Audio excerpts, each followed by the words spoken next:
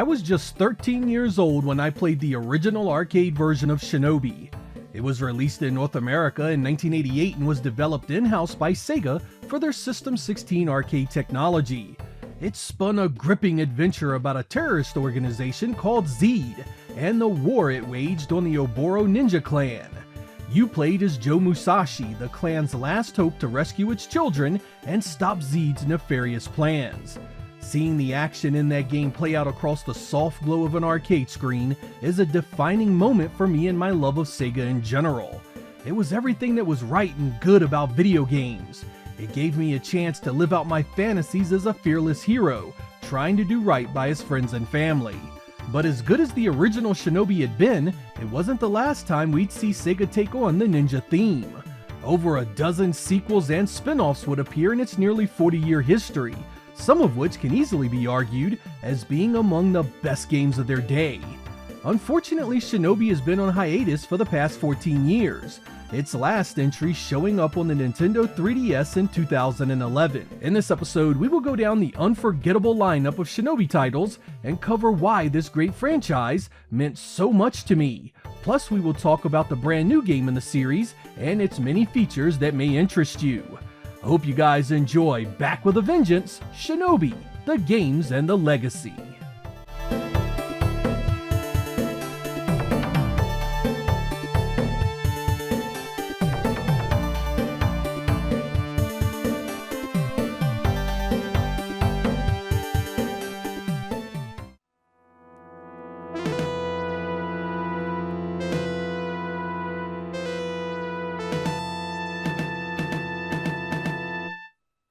Shinobi was originally developed by Sega AM1 and released for the System 16 arcade board in late 1987.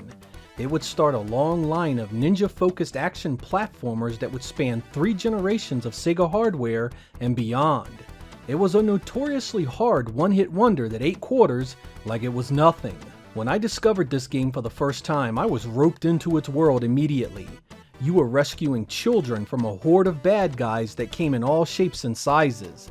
The gameplay was fast and flashy, and any kid from the 80s would be mesmerized by the main hero's use of ninja stars, melee attacks, and as I called it back then, ninja magic. Rescuing the hostages also granted you power-ups to your attacks, making it easier to take down the harder enemies. It even had first-person bonus stages where you showed off your mad skills with the ninja stars.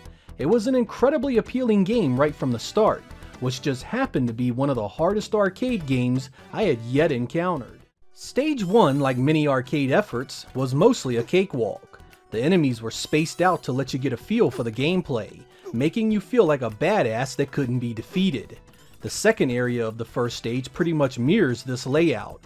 Good spacing allows you to wreak havoc on your foes, again letting you pretty much walk through the area unscathed. The first boss, Ken-O, is little challenge. He might get you a time or two, but once you recognize his fire patterns, you'll plant him face down in no time. Stage 2 is where things begin to really heat up. Enemy placement is a bit more aggressive, not really giving you the breathing room of the first. You also start to see a bit more verticality to the stage design, something that really becomes a challenge later in the game. Nothing here will rock your world, and you should see the exit after a try or two. The second area of Stage 2 offers our first real obstacle. Here we encounter the ninjas that spawn out of thin air, as well as far more aggressive stage design that often gives the enemies the high ground, where just scrolling the screen left and right can run you straight into an oncoming bullet. Take your time and be patient. The techniques you learn here will guide you to victory later in the game. Area 3 of Stage 2 is one of the more deceptive levels in the game. It's actually quite easy to take a death here, thanks to the scuba ninjas that have the ability to respawn if you wait around too long. Keep moving, take note of how many guys jump out the water, and attack from a crouched position. The boss of Stage 2 is a helicopter with freaking ninjas jumping out of it, with a rocket launcher on its tail. You'll be tempted to press and be aggressive, but the better strategy is to hang back and pelt the copter's nose with your projectiles. As it closes in, you'll run out of room. Pop your ninjutsu and finish him off.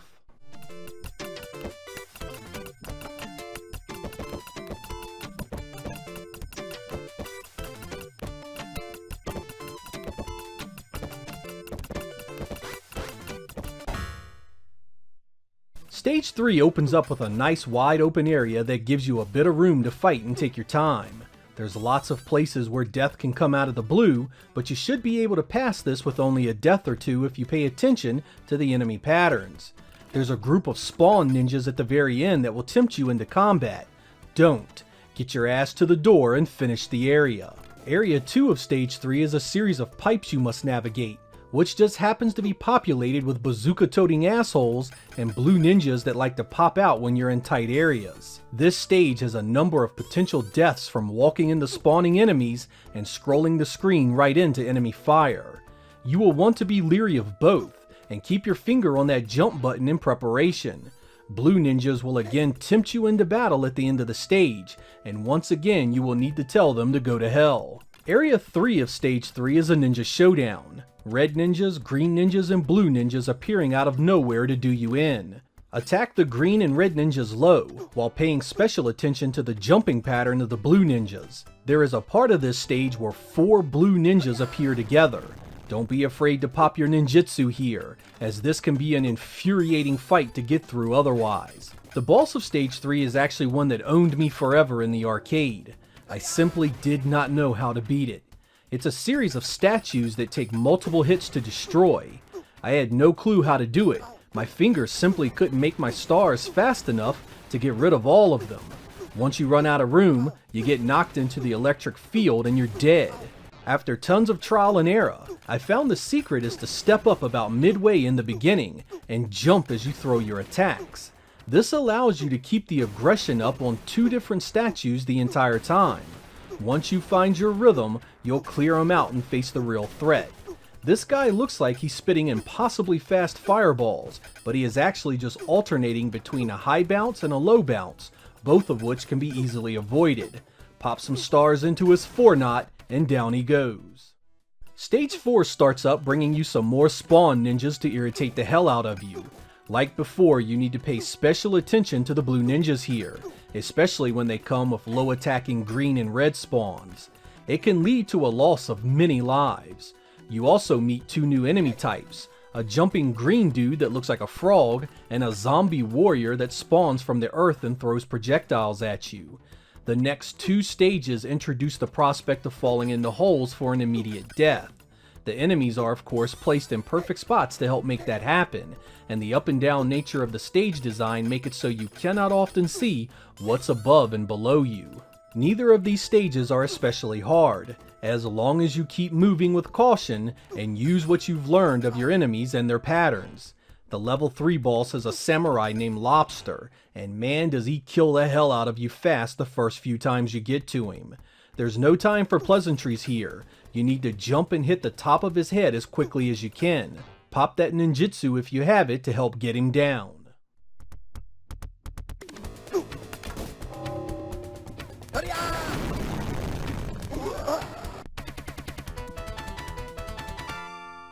Mission 4. Finish. Stage 5, the final stage, begins with a design not too dissimilar to what we encountered in the first stage. It's linear and wide open for battle. This allows you to deal with the spawn ninjas safely in most instances, and you should get through it in no time. Unfortunately, it's the exact opposite in the second area of Stage 5. Here you will do battle in a bamboo forest that just happens to have freaking blue ninjas bouncing all over the place, other ninjas spawning on the ground, and the damn zombie guys popping up all over. This is the first time in the game I can honestly say I felt the design was cheap, and done this way for no other reason than to make sure you continue many times. This area wrecked my 14-year-old video game skills back in the day, and I rage quit dozens of times because of it. Slow, fast, whatever, you're gonna die here a lot. Only repeated play can see all the patterns to give you the ability to see it through. Luckily, we get a bit of breathing room in the third area of Stage 5. Enemy placement is predictable and fairly easy to deal with. The open design gives you room to jump and maneuver when necessary, allowing you to complete it without too much fuss. We finally enter the lair of the final boss, the Masked Ninja. This dude pops out in 4 forms and immediately attacks you. Death will likely be immediate because not only does he appear invulnerable, but he has a shielding that reaches out pretty far. you'll need to attack this form low, and keep a distance that allows you to avoid his shield. Once he disappears, the second form will come out. This form is shielded by a tornado-like effect that also has projectiles coming out on both sides. Be fast and aggressive here. The longer you take, the more projectiles come shooting out. The third form has him jumping around, leaving shadows of himself everywhere. This is another case where aggression is key. Get on this guy and beat the hell out of him. The more he moves around, the more shadows you need to deal with. His final form has him in a panic, running back and forth trying to melee attack you for an easy kill. Again, aggression. Lay into this guy and don't let him breathe. Keep the stars flying and the melee attacks up close, and the ending is close at hand. Like most arcade games, the ending of Shinobi was uneventful. A few words about your old master turning evil, and you're looking at the title screen again. I can't tell you how profound an effect this game had on my gaming habits of the late 80s. I credit it as one of the first games that really pushed me to understand and identify enemy patterns and stage designs, and use it to my advantage. I had played hard games before, but this game was on an entirely different plane of existence. It had a punishing design that was boosted by one-hit deaths, and walled behind my precious quarters. Ports of the Shinobi arcade game would come to numerous machines shortly after its release. The Master System received a port that saw numerous changes, and not just to the sound and visuals.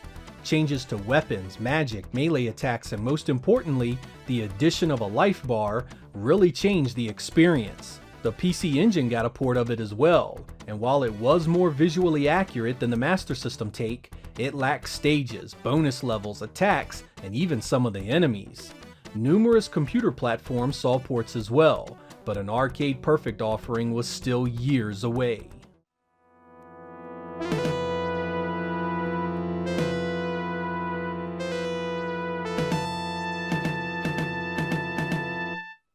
Hot on the heels of their success with Shinobi, Sega once again enlisted the talented folks at AM1 to make yet another side-scrolling ninja platformer, this time for their powerful new System 18 arcade board. This new board allowed lots of extra background layers for parallax scrolling, as well as improved sound and increased color over the original System 16. This game was actually at the heart of a great childhood trauma I endured. I discovered it in the arcade at my local mall, instantly enthralled by its content. I was able to play it on 2 or 3 separate occasions, getting to mission 4-2 and nearly beating it. I knew that I was close and just a little more practice would definitely get me over the top. To my utter dismay, the next trip to the mall revealed that the arcade had replaced Shadow Dancer with another game, robbing me of any chance to complete it in the setting I held most dear. Shadow Dancer really doesn't connect to Shinobi at all in terms of story. The arcade attract mode never mentions anything about Joe Musashi or the terrorist group Zed from the first. This seemingly new guy is aided in battle by his canine companion, who you can command by pressing down and attack to help you subdue the weaker foes. The stage design and gameplay follows Shinobi nearly 1-to-1 otherwise, again using the Rolling Thunder mold for jumping to higher areas in the stage. Our new hero is wearing a white and red outfit, but is never actually named anywhere in the game. Instead of saving your clan's children like the first, this time the ninja must defuse bombs that are all tied to a time limit when you begin the mission. Projectile upgrades return in the form of flaming ninja stars, and the throwing star bonus stages make a return with a new viewpoint. The System 18 provides a few big upgrades to the visuals over Shinobi. First, there is now a fair bit of different background layers in action, giving each stage more depth and detail than anything we saw on Shinobi. There's also more detail in the sprites, which are better animated to boot. It's an all-around better looking game and has a number of design elements you'll recognize from Revenge of Shinobi. Stage 1 opens up in an airport that gives you lots of room to move around. This will allow you to become quickly acclimated to your moves and the feeling of jumping. There are also lots of chances to practice your timing with the dog, who can be hurt. If he takes damage, he will shrink to a puppy and be unusable for a while. Stage 1-2 takes place outside the airport amongst the planes themselves. Lots of vertical threats to worry about in the area, particularly ones you can't see until you jump and scroll the screen upwards and downwards. Use your dog when possible, and beware of enemies coming up from behind you. The boss of the first stage is a cakewalk. He just stands there throwing bouncing balls at you. These are not too dissimilar to the pattern that Mandera threw at you in the first Shinobi. Walk under the high ones, jump over the low ones. If you still have some ninja magic, go ahead and finish him off if you want to end the fight super fast. Stage 2-1 takes place in a junkyard that looks remarkably like the same stage from Revenge of Shinobi. Use your pet to take out enemies lying down, and watch out for those damn purple spawn ninjas. These bastards are predictable, but can kill you without actually attacking you. Stage 2-2 is a train ride that has multiple problem areas with shielded enemies, purple spawn ninjas, and guys that love to come up from behind you. Keep pushing forward, watch your back, use your dog, and try not to let all that gorgeous parallax scrolling distract you too much. There are 2 purple spawn ninjas right at the exit of the stage you need to be wary of. Stage 2-3 is on a bridge that overlooks water, and I love the effect here. It looks like a river or ocean with a moving current, and it really adds to the visual appeal. There is even movement in the sky that just makes the background go on forever. This area is large, wide open, and easy to navigate. You should kick its ass in no time. The boss of the level is some kind of truck shooting fireballs at you. It has a weak spot on its front that moves up and down. You can save that magic for your score, or let it loose to ease up the fight.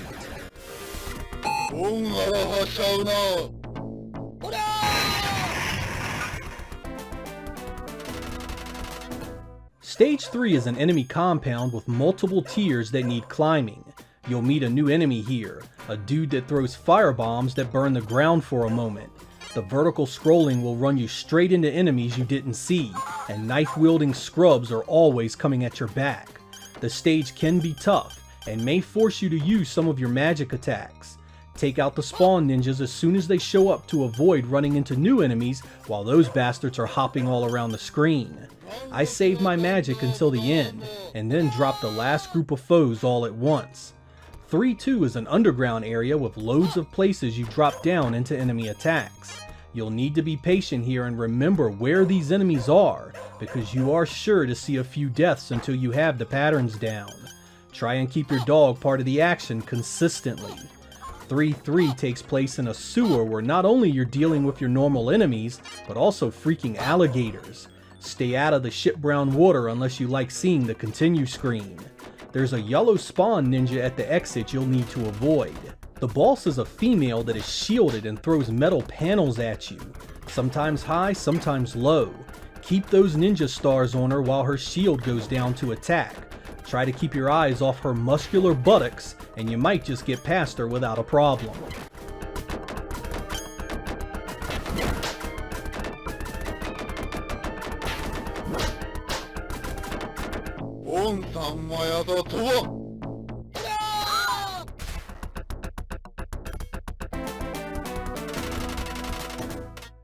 Four 1 is where Shadow Dancer goes from challenging to outright difficult.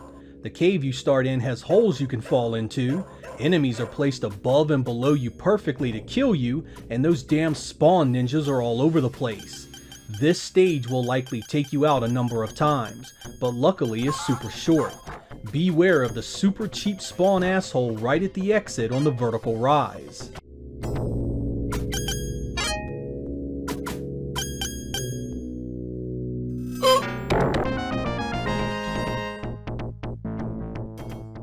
Four 2 is where I stopped in the arcade all those years ago, unable to see any more of it.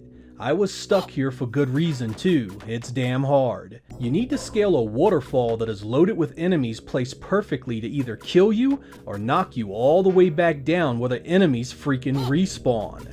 I saw countless deaths here back in the day, and even now capturing this gameplay, I spat out a few men trying to beat it. There are multiple spawn ninjas placed at the top of the waterfall that you'll be tempted to run from. Don't. Keep moving, get them together, and then either stand your ground or wipe them out with one of your magic attacks. 4-3 is the hardest mission in the game by a stretch. It's long, filled with enemies, tight areas that lead to quick deaths, and lots of spawn assholes just waiting to kill you. You'll slowly climb your way up a platform that turns out to be a launch pad for the space shuttle. Be sure to deal with the ninjas as soon as they spawn so you don't get 3 or 4 of them on top of you all at once. Take special note to avoid the flamethrower guys. They attack super fast and their reach is insane. There is yet another super cheap ninja spawn waiting for you at the exit.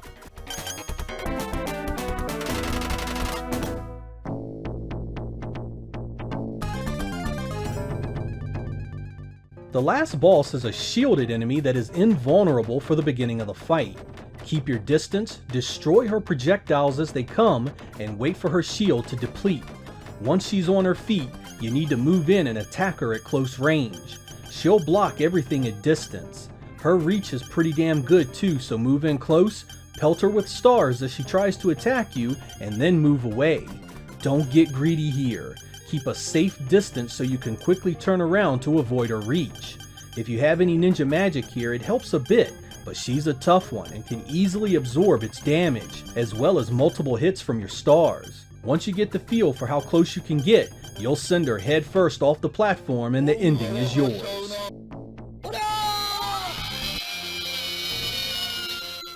It would be years later before I was able to sit and finish this game.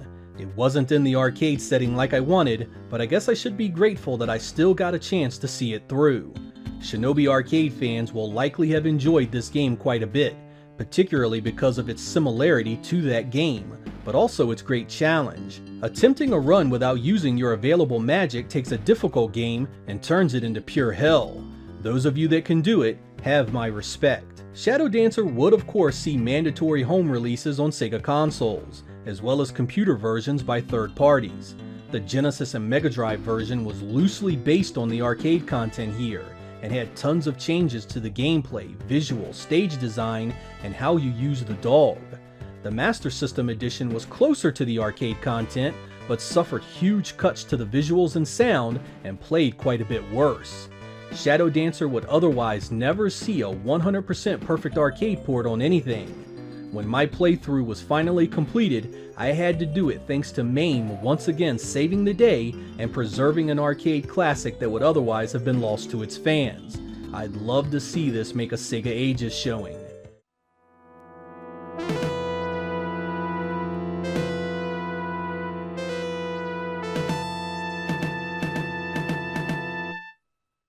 In the latter half of the 1980s, Nintendo was ruling North America with an iron fist. Its Nintendo Entertainment System was all the rage, easily decimating any competition that would come against it. Among my classmates, damn near everyone either had an NES or knew someone close enough that they could play it regularly.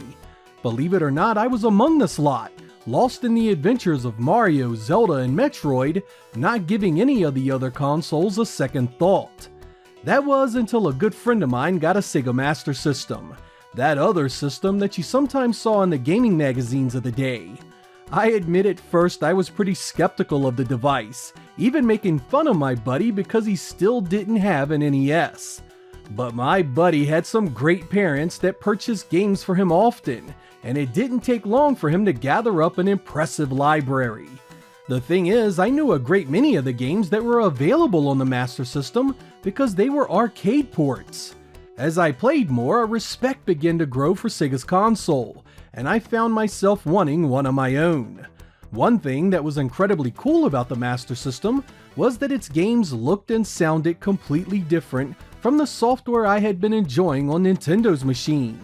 Some of these games looked really good and a few of them even blew me away. Among that group was the home conversion of Sega's popular arcade ninja adventure, Shinobi. Released in 1988, it grabbed my attention like you wouldn't believe. I wanted to play it every day, and when I finally did get my own Master System, it was one of the first titles I purchased for it. In this episode, we are going to go over this 2 megabit conversion and see how close it was to the arcade original. Was it a monumental letdown, or was this a bright shining moment in the history of Sega's 8-bit efforts? Let's find out. The story of the Western Master System version differs quite a bit from the coin-op original. It follows Joe Musashi, secret government agent and ninja extraordinaire. Whenever the world is threatened, your skills are called upon to even the odds. This time it's the Ring of Five, a powerful organization of ninja that have kidnapped the children of the world's leaders in a bid to bring them to their knees. You are the last line of defense and the only hope any of these children have. When you take control of our hero, you are stepping into an action game that features melee and projectile-based combat. Your goal is to rescue the hostages in each area and fell the leader that guards the next stage. These areas have multiple tiers that you must negotiate. To do that, you have a normal jump for simple obstacles around you and a super jump to get to the higher tiers. Some of the later stages have platforming segments where bottomless pits replace the safety of the earlier levels. At your disposal are throwing stars that can take out the bad guys at distance. As you rescue more children, you gain power-ups and bonuses that really help you out. You get health replenishment, powerful melee weapons like swords and nunchaku, plus deadly ranged weapons like grenades and a gun. There are important differences here from the arcade. In Master System Shinobi, you no longer need to rescue all the hostages to end the stage. You now have a life bar instead of one-hit deaths, and your power-ups give you additional weapons not seen in the coin-op. These changes mix things up, but the core gameplay is still largely the same. This includes the ability to gain access to bonus stages by rescuing enough hostages. Here you will face down ninja in a shooting gallery style setup. As your foes race across the screen, you must take them out before they get a chance to pounce on you. If you fail, you get nothing, but if you succeed, you get a chance to store up to 4 ninja magic. This game-changing option comes in multiple forms. It can freeze enemies in time, make you invincible, or wipe out everything on the screen. These can be a real help in some of the tougher areas of the game, but you cannot use them during the boss encounters. And speaking of bosses, you will be facing some of the most vicious battles this side of a Souls game. It starts with a battle that teaches you to focus on the weak spot to defeat your foe. It's not a hard fight, but it sets you up to face much tougher boss encounters soon enough. You will need to master these battles because there are no continues in Shinobi. Once you lose all your lives, it's game over and back to the title screen. Rescuing hostages also replenishes your life and can make the life bar larger, so don't leave any behind. Finally, every 100,000 points nets you an extra life, and you're gonna need them to beat this one.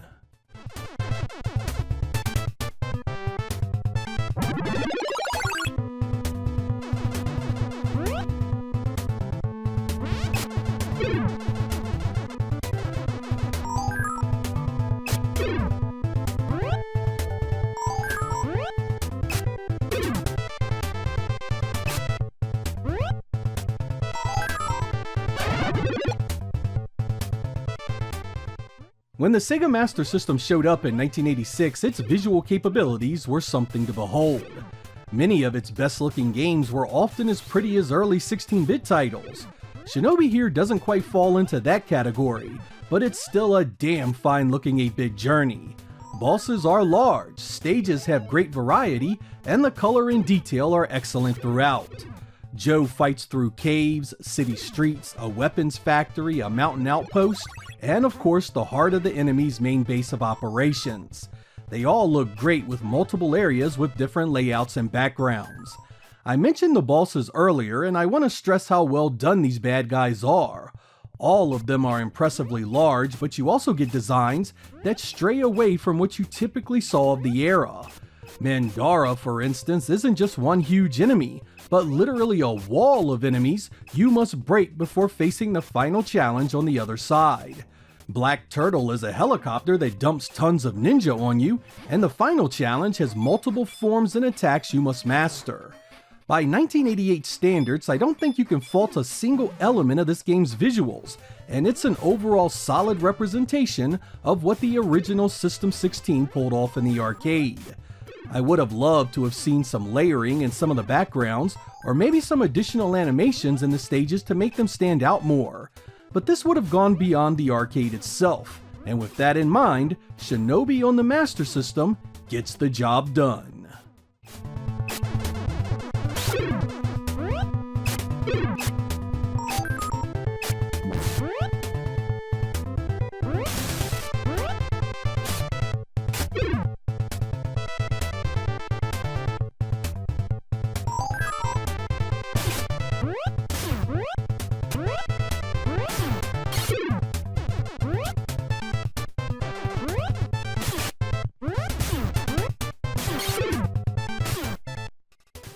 Shinobi sounds pretty good, but there isn't a whole lot here to really sink your teeth into.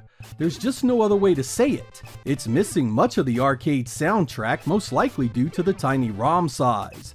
Fortunately, this game also supports the FM sound unit, giving you two options should you have the means. I have two samples for you, so you can hear the difference.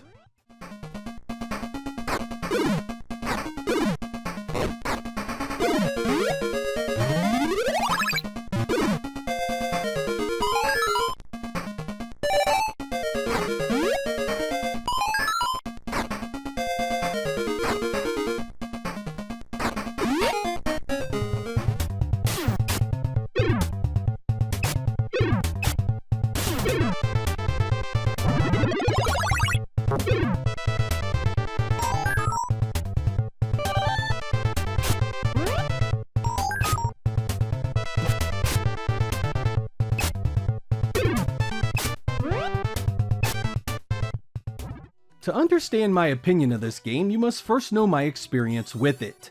As a fan of arcade action games, the original coin-op Shinobi was an unforgettable ride of Sega magic. There's no question it was inspired by games like Rolling Thunder, but it was so much better than that game it blazed a trail all its own.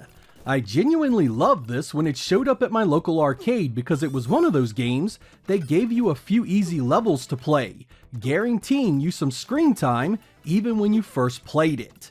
By the time you started getting good, this game was worth every quarter and then some, providing a killer value for your hard-earned money. Seeing this come home to the Master System with so much of its content intact, its sound and visuals so well done, and its gameplay expanded and evolved with extras, made me want it so bad even as an NES owner. When it did show up on the Nintendo Entertainment System over a year later in 1989, I was dead set on playing it. Needless to say, the outcome of that made me appreciate the Master System version a whole lot more. On the NES, it looked worse, played worse, and just wasn't nearly as fun. It also didn't hurt that I love Ninja like every other red-blooded child of the 1980s. That's not meant as a joke either. Ninja-based content was everywhere in the United States, from movies to cartoons and of course video games.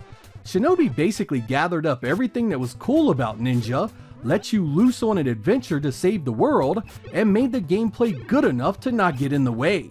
The only three things that I genuinely dislike in this game is the fact that you can't use your hard-earned ninja magic anytime you want, especially against the bosses. This is something that absolutely should have been available, and the fact you can use it anytime in later games in the series just proves that. The second thing is the lack of a fully featured soundtrack. Some of these stages needed more variety than what's on display here. The third and final critique is the lack of an ending. Any ending. Once you down the final boss, it's game over and the adventure ends. But these things are mostly a small issue in a title this well made. The replay value is high, the presentation represents the source well, and the most damning critique I can level at it is pissing and moaning about overpowered magic you don't need to have fun. The end product was a game Sega Master System owners could be proud of, an 8-bit adventure that was easy to love and challenging to defeat. That combination is not an easy thing to pull off, but Sega hit a home run with this one.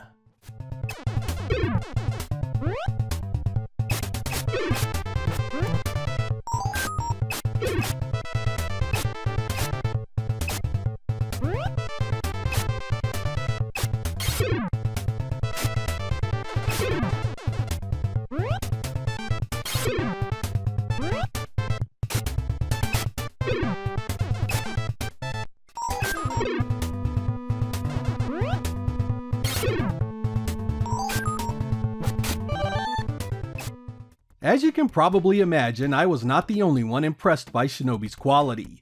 The media of the day praised it almost universally, calling its graphics, sound, and gameplay some of the best available.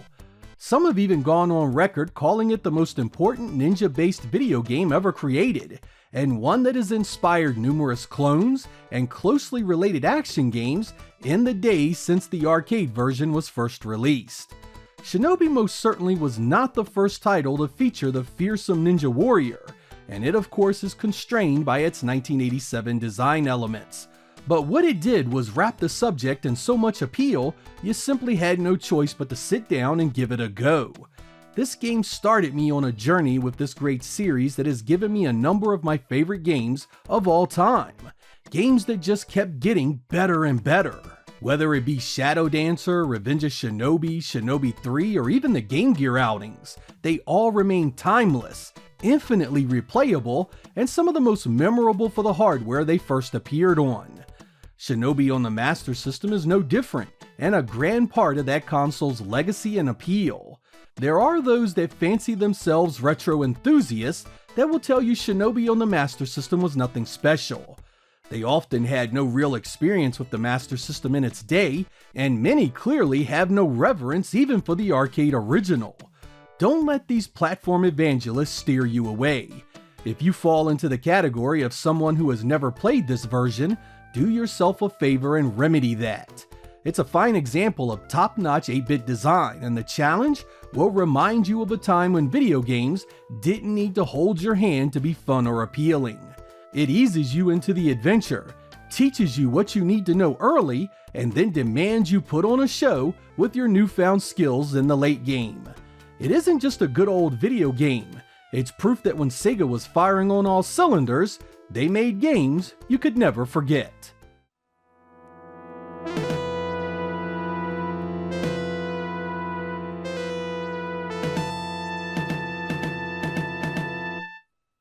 If you are a Sega fan, you likely are well acquainted with Shinobi. It started out in the arcade in 1987 using a combination of Rolling Thunder style play mechanics and Sega's trademarked screen clearing magic attacks. During Sega's home hardware run, you could almost always count on Shinobi to be a really solid addition to your collection.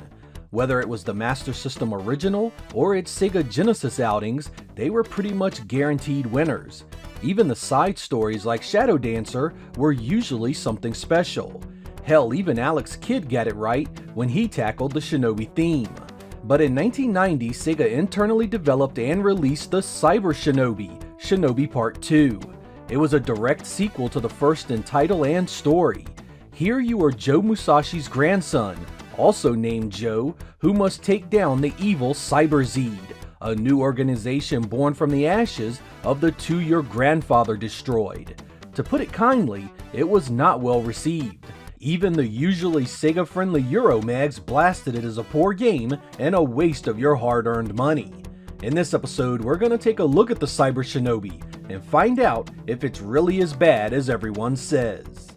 The Cyber Shinobi is quite similar to its predecessor in some ways and very different in others. It has the same left to right scrolling while you take down enemies with your sword and projectile based attacks. There's even some ninjutsu you can use. The differences start with a complete lack of hostages to rescue. Your goal is simply to defeat the stage by making it to the exit. Your main attack is now your sword, which is only capable of hitting enemies that are really close to you. Crouching allows you to do a sweep-like kick attack as well. These two melee attacks have a power gauge under your life bar that tells you how effective they are in killing your enemies. The higher the power gauge, the more damage you do. Picking up P icons increases this. You gain projectile attacks by picking up the S icon, which then shows you how many times you can use it via the shot gauge. There are 3 different projectiles: ninja stars, grenades, and a Vulcan cannon.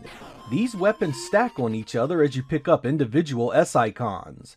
Finally, your ninjutsu works in a similar way. Picking up N icons fills up the gauge, granting you access to different spells. Fire when it's low, and others like lightning when it gets higher. The L icon rounds out your list of power-ups, which replenishes your life gauge. Perhaps the most jarring difference from the original is the lack of a free-scrolling play area. Here the screen will stop and lock into place until you kill all the enemies. There are 2 types of jumps you can use. The basic version is like a little hop, while the other allows you to jump much higher by holding up and hitting the jump button. While there is no real platforming to speak of, you do have a ton of terrain of varying height to get over. Finally, each stage of course ends with a boss encounter.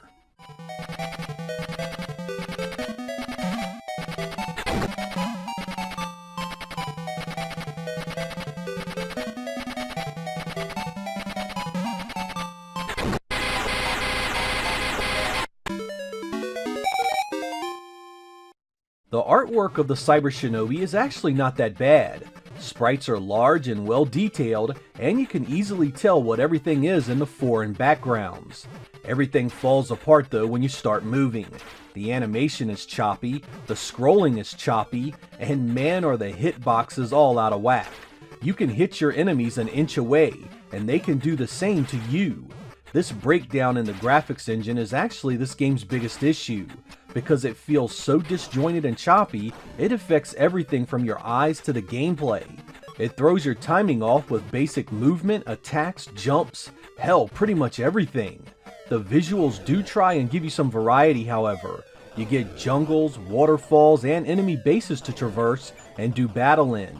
Unfortunately, these different locations add little to the visual appeal, thanks to loads of repeating assets and little variety in the enemy sprites. These issues are exacerbated by the gauges at the top of the screen taking up so much real estate. I mean, look at that. It's nearly half the available screen just for life and ammo counts. What you are left with is a so-so looking affair that runs very poorly. It may be called Shinobi 2, but it sure doesn't live up to its namesake.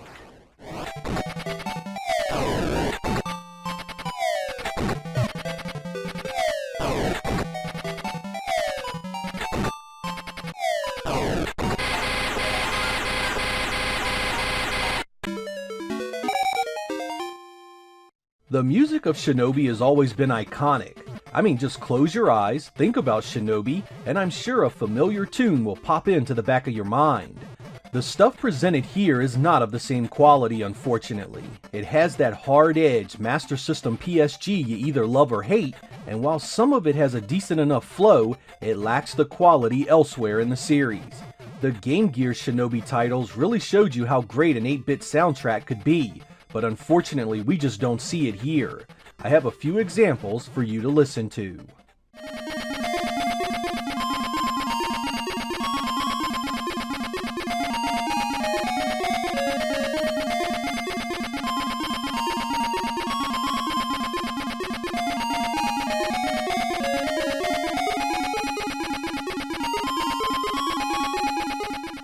The number of things wrong with the Cyber Shinobi do not begin and end with its visuals and sound. The gameplay here is tough to love as well. Because the animation and scrolling feels so clunky, it impacts the way it plays on every level. Just the simple action of jumping feels wrong, and even the way you attack is off. I mean, why can't you slash in a wider and further arc in front of you? Why does my sword only hit things practically on top of me? That probably wouldn't have changed anything though, because the gameplay is really messy anyway. Check out the bad hit detection on the enemy sprites. You get a feel for it and accept it the longer you play, but it never feels like a good game should. This pretty much extends to everything. Boss encounters are choppy messes as well.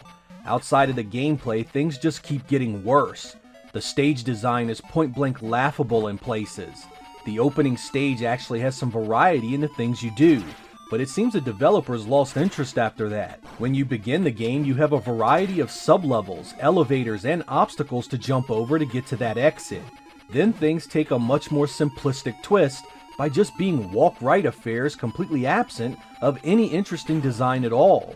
One stage is basically just you avoiding a helicopter, dropping bombs in the same pattern over and over, and another is a waterfall, where you literally just free fall the entire stage. No enemies at all. When you land, fight the boss and the stage ends. No joke. Even the death and continue system is completely borked here. Each stage has a set time limit that keeps running whether you live or die. If a stage is giving you trouble and you run through your entire stock of extra men, it's possible to run out of time the longer you play.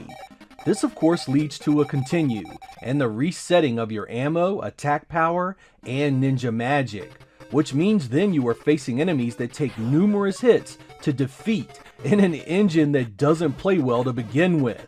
That sounds like the game would be terribly hard and difficult to finish. It's not. The stage design and enemies are so simplistic, you are still able to defeat the game with relative ease, particularly when compared to other Shinobi titles. The real difficulty here is actually stomaching the poor design upon death and having to replay these stages multiple times before you learn the best way to defeat them. When you finally do beat the Cyber Shinobi, there is no great sense of accomplishment. Instead, you are left feeling just like you wasted a few hours of your life on a game Sega should be ashamed they marketed and sold in the first place.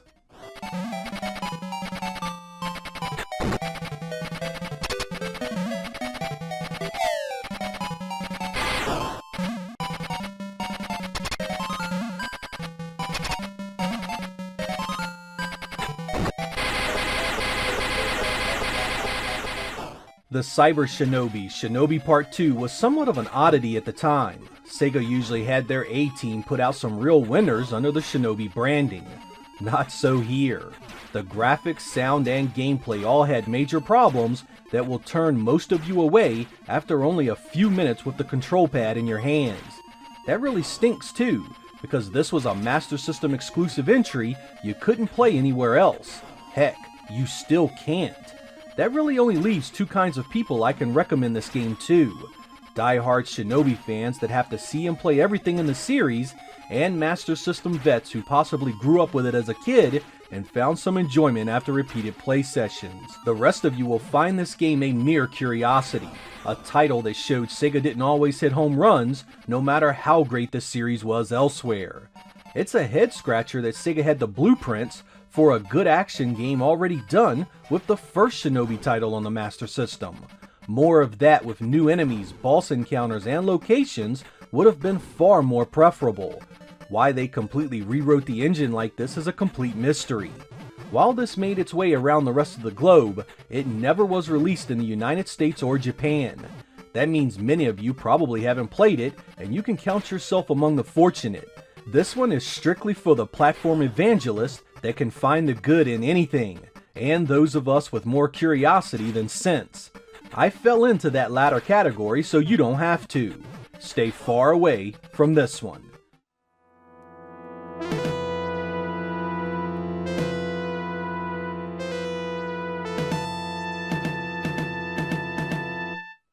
Something that may surprise many of you is that I was not a fan of Sega's Alex Kidd games. Being a dedicated NES supporter back then meant I was all about Mario during the 8-bit days, and playing something like Miracle World felt incredibly off-putting. The series just got worse from there for me. The rest of the Master System releases, that atrocious arcade abomination, and finally that ridiculous Enchanted Castle garbage the poor Genesis was saddled with, and Alex Kidd was a series I avoided like the plague. At least what I knew of it. Lurking in the shadows of 1990 was an extremely rare release called Alex Kidd in Shinobi World. As you can imagine, a Master System title released at that point in North America didn't get much attention, especially at retail or among the gaming press. That was at a time when Sega had relaunched the Master System as a budget alternative to the Genesis, and that entire campaign fell flat on its face. Alex Kidd in Shinobi World was easy to miss and even easier not to play. It was developed by Sega R&D 2, whose members worked on other great Sega games like Castle of Illusion, Golden Axe Warrior, and Sonic. There's no question the talent behind the scenes was there, and in this episode, we are gonna find out how this game fared mixing two completely different IPs that seem to have very little in common. Was it a match made in heaven, or did Sega dilute the Shinobi pedigree with yet another unplayable Alex Kidd monstrosity? Let's find out. The story to this one makes no effort to explain anything as to why the two games are connected. Alex is enjoying some time on planet Shinobi with his girlfriend, when the Black Ninja shows up in a flash and steals her away. Just as quickly, the White Ninja appears, claiming that the previous dude stole your girlfriend with the intention of taking over Miracle World. He powers you up with some ninja magic, and the journey begins. The base gameplay couldn't be more simple. Alex attacks with button 1 and jumps with button 2. Press up and jump to grab bars above you, and you can hang down from bars by pressing down and jump. While climbing ropes and poles, Alex can use his attack to charge up a fireball and shoot himself across the screen. Pay close attention to your surroundings because there are hidden areas and items to find all around you. You can also jump off walls and the sides of platforms for extra height. Alex's attack is a sword by default, but he can also get what the game calls darts as projectiles. Your hit points are located at the top left of the screen and are represented by small red triangles. While roaming around, you will find items to help make your journey a bit easier. Hearts will replenish some of your life or add additional hit points if you're already full. P icons will power up your sword attacks and give you the ability to repel some of the enemy projectiles. Crystal balls imbue you with a temporary tornado power. The Alex Kidd dolls will give you an extra life. There are 4 rounds in this one, with each one broken up into 3 distinctive sub-levels. Round 1 is a battle through the city. In round 2, you'll make your way through the harbor. Round 3 drops you into a dangerous jungle. And in round 4, you'll make your way to the Dark Ninja's castle, facing traps and a gauntlet of some of the boss characters you have previously faced. Make it this far and you'll finally square off against the final enemy and rescue your girlfriend. Of note is the game's playful take on each of the boss enemies. The first boss is a play on Shinobi's first big bad guy, Ken-O, now satirized as Mario himself. This guy even shrinks after taking enough damage and throws fireballs at you. The second boss is also a play on a boss from the original Shinobi. Instead of fighting one large helicopter with ninja raining down, you'll face small RC copters that must be defeated. Pay attention to the counter at the top of the screen to keep up with how many you've destroyed. The third boss plays off the samurai called Lobster in the original Shinobi, renamed here Robster, and is literally a lobster jumping around the screen. The playfulness abates a bit with the final boss, who looks far more serious and attacks very similar to the way the final boss did in Shinobi, complete with different stages of his attack patterns. In order to see the ending, you'll need to do it alone and with only a single continue.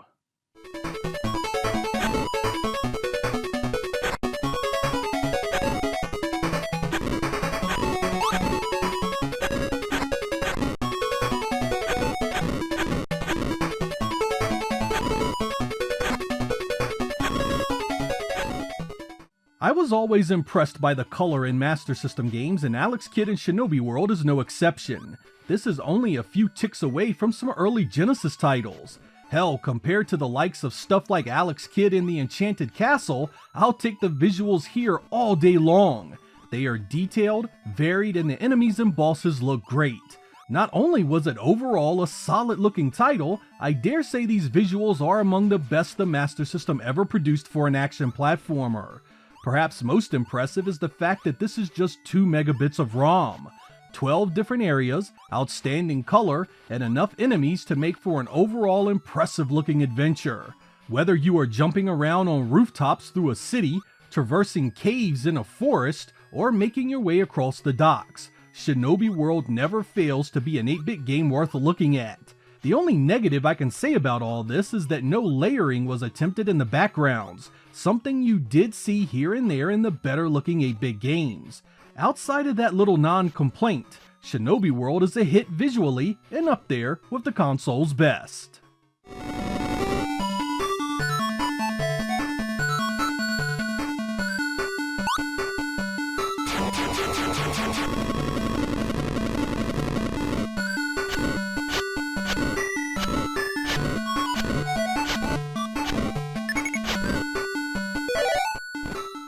The Master System uses perhaps the most contentious sound solution I've ever encountered.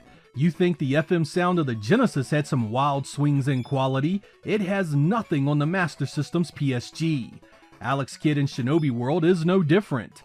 Like a lot of games on this platform, some of the music here is well done, some of it not, and I'm gonna leave it up to you to decide.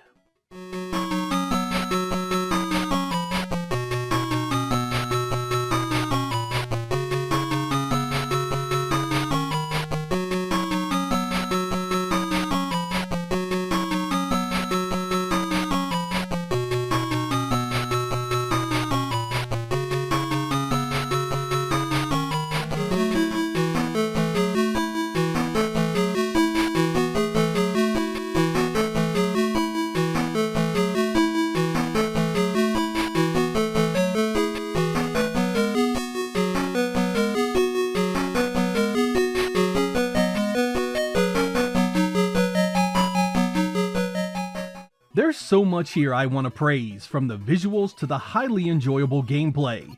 The stages are designed well, and a few even have a different routes to take.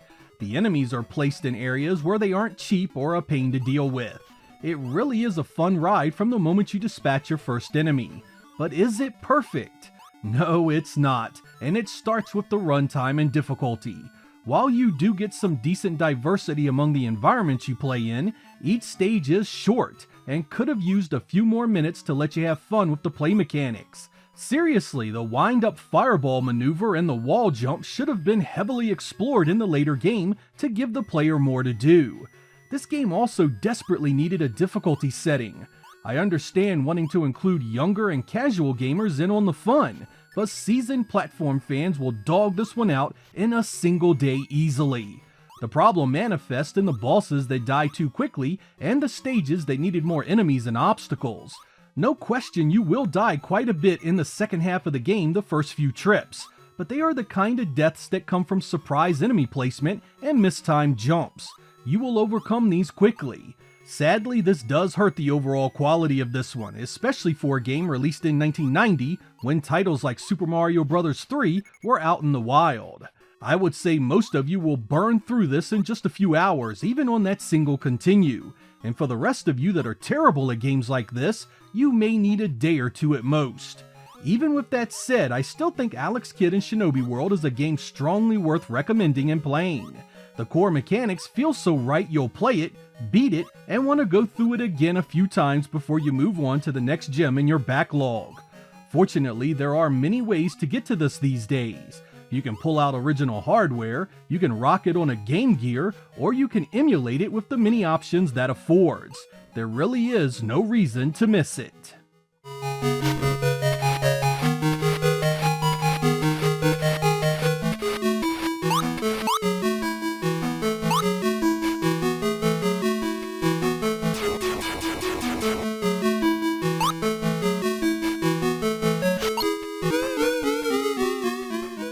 If I'm being honest here, I have to genuinely wonder why Sega never upgraded this one to a full Genesis release. The groundwork was laid here for an outstanding 16-bit title, if not series of 2 or 3 games. One also has to wonder if Sega and its Master System would have fared much better in the US had it had more games like this. It really is an A+ effort. Alex Kidd in Shinobi World doesn't really play or feel like either of the games on which it's based. It leans closer to Shinobi, of course, but I can't say it feels like it passed the theme. What Sega did here is actually the best approach for such a project. Instead of mirroring the 2 games it uses for inspiration, it created something that feels like its own thing. This is likely due to the way it went through development. Sega had intended this to be aimed at younger players called Shinobi Kid, adding in the Alex Kidd connection in the final stages of development. While the gaming media in the US ignored this one, the rest of the world celebrated it as the great game it was. No matter which magazine you find, you're gonna see scores befitting a title that should be recognized by far more retro enthusiasts. Should you be interested in the Master System and have never played this, you can't get a stronger recommendation than that. Find it, play it, and see what all the fuss is about.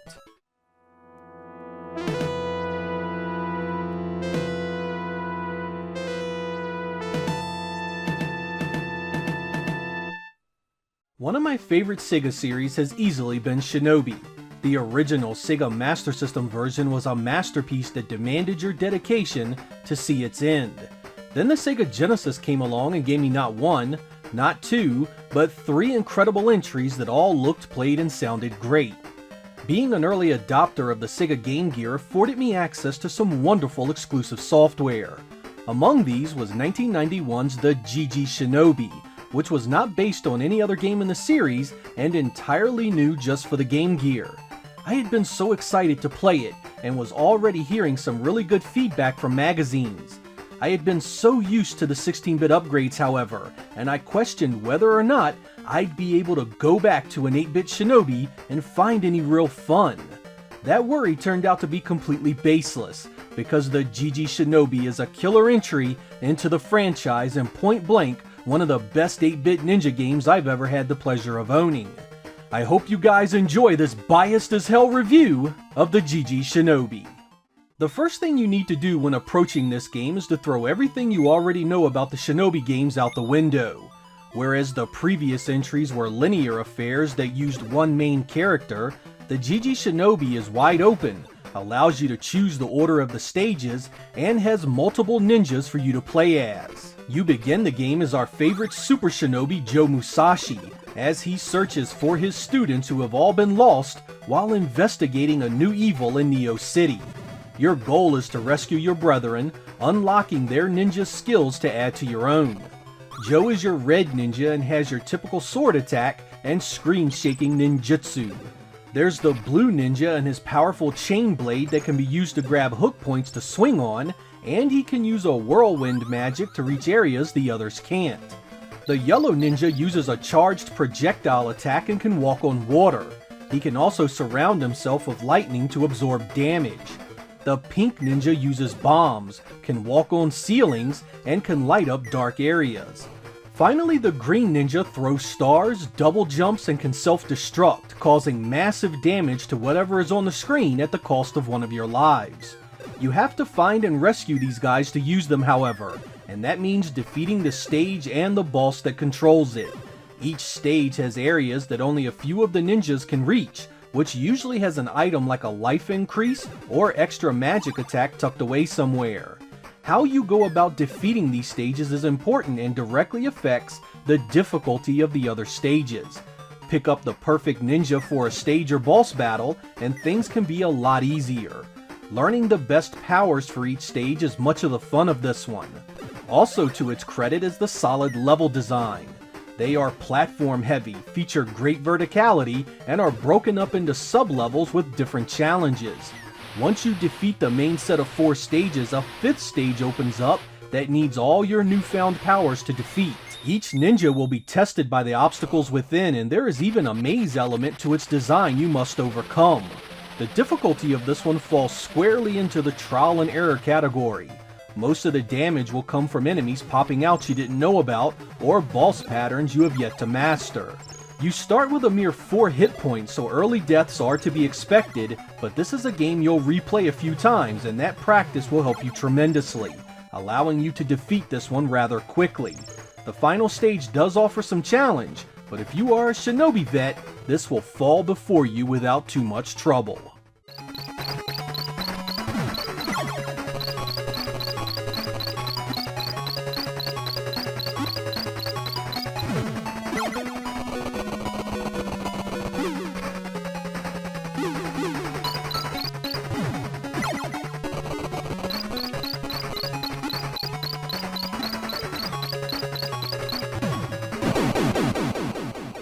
The BIG Shinobi is a really good looking game. Don't let that 8-bit label scare you away. This game has more color and detail going on than most software of that generation, and there are even some killer scrolling effects here and there that really sell the presentation. Your sprite actually resembles the Revenge of Shinobi design more than anything, but enemies here are unique to this version and all look really good. They're even animated fairly well for a tiny 2 megabit cart. There is also variety in each level. There is a highway, a harbor, woodlands, and a bunch of other areas for you to navigate. These areas have nice touches like swaying leaves, rough water, rain, and large boss encounters. Despite being short and portable, there is still a good amount to see and do. This isn't just a typical scaled-back Master System release either, as you can clearly see it uses the expanded color palette of the Game Gear effectively. You won't mistake it for a 16-bit title, but what's here is worthy of praise and gets the job done.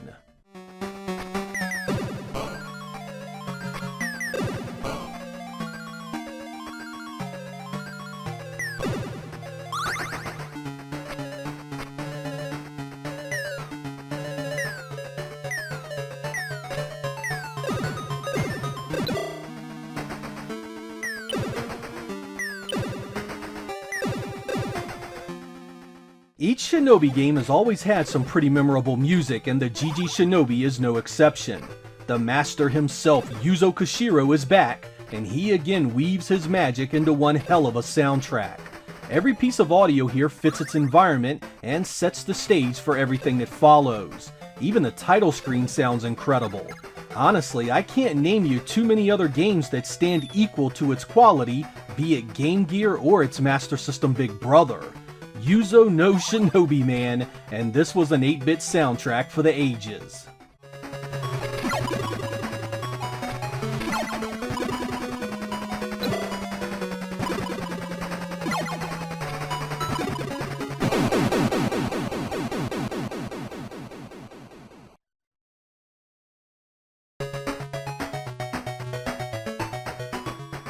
The strength of the BIG Shinobi rests in its excellent presentation and the open-endedness of its gameplay. This isn't simply about collecting other ninja and hitting the final stage. How you choose the order of the stages affects the power-ups you can get. Miss a few life bar enhancements and you're facing the final stage with less hit points. Extra men, additional magic, and the difficulty are all affected by these choices. This adds almost an element of exploration that no Shinobi title had before it. Each enemy in this game is designed to be defeated easily by a certain weapon or power, and leaves you to discover that on your own. That means that the 5 stages you get provide far more gameplay than you'd expect. This design encourages you to try things in different order, particularly so you can use the different weapons and powers on the various stages to see if you can discover anything new. Coupled with the tried and true action platformer gameplay you know so well from Shinobi, you have a game that easily stands strong next to the 16-bit versions. And that's not hyperbole, I mean that sincerely. This game plays better than a lot of the games made years after the fact.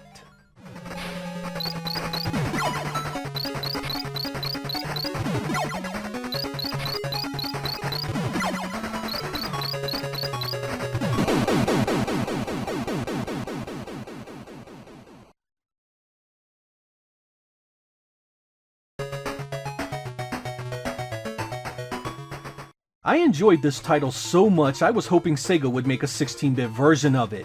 Hell, I even wrote a letter to Sega of America the following year trying to make a case that this would make a great expanded Sega CD title. While Sega didn't heed my advice, they did release a sequel to this called Shinobi 2: The Silent Fury the following year, which was excellent itself. Portable games back then tended to be short, simple affairs that offered you mere snapshots of what made their console counterparts so good.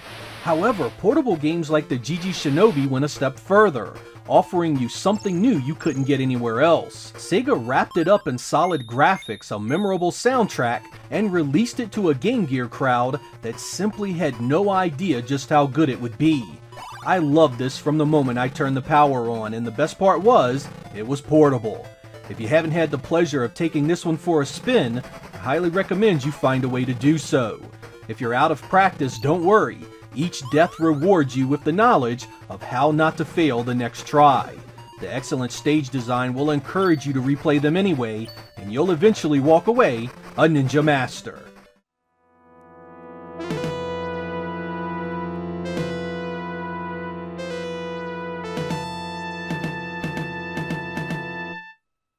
In the summer of 1991, Sega released the BIG Shinobi to critical and commercial acclaim.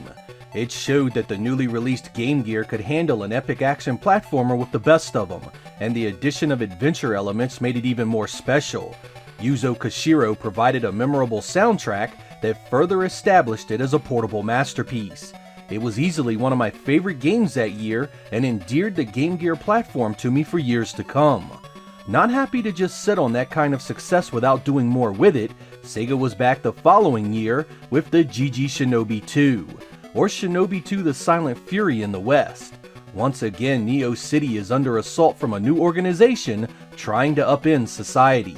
Joe Musashi steps into the role as righteous defender, investigating various locations to find the 5 stolen elemental crystals. It once again gives you control over different ninja with different abilities.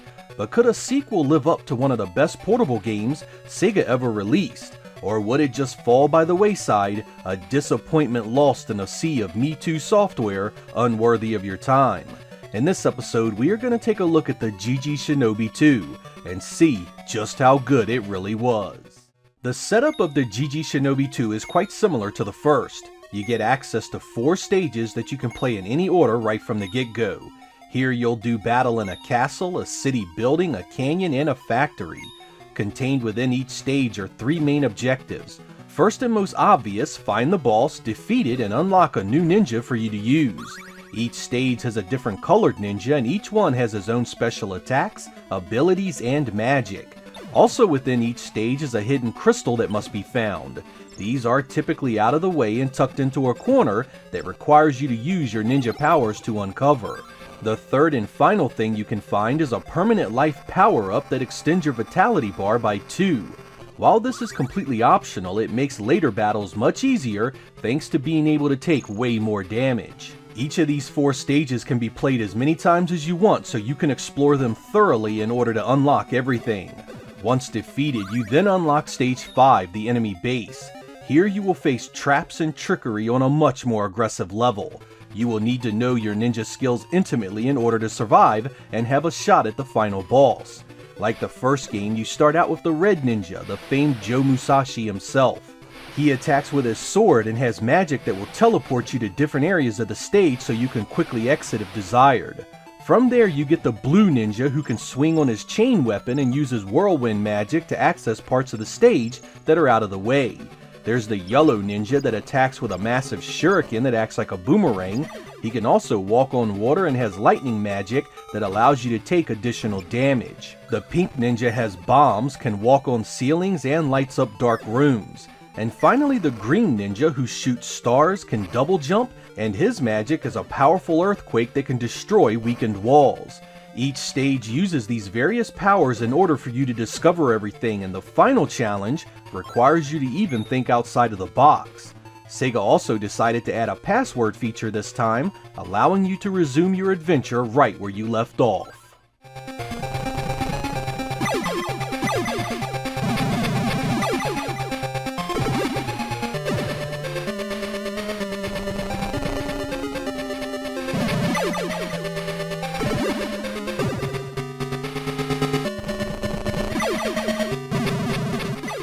The BIG Shinobi 2 is very similar to the first when it comes to visuals.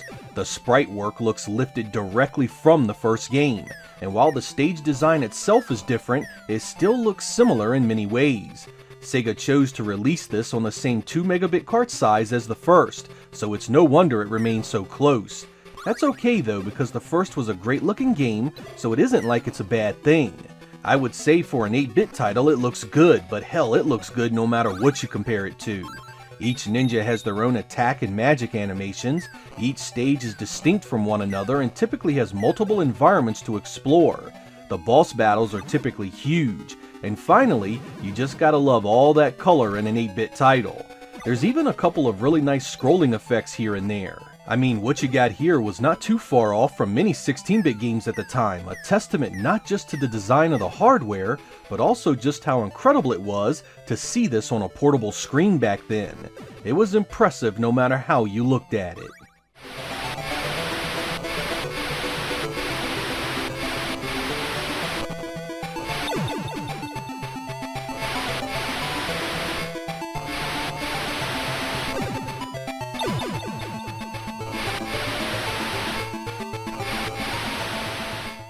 Lucky for us, Sega CS returned to do the sequel, and with them came Yuzo Koshiro for the sound again.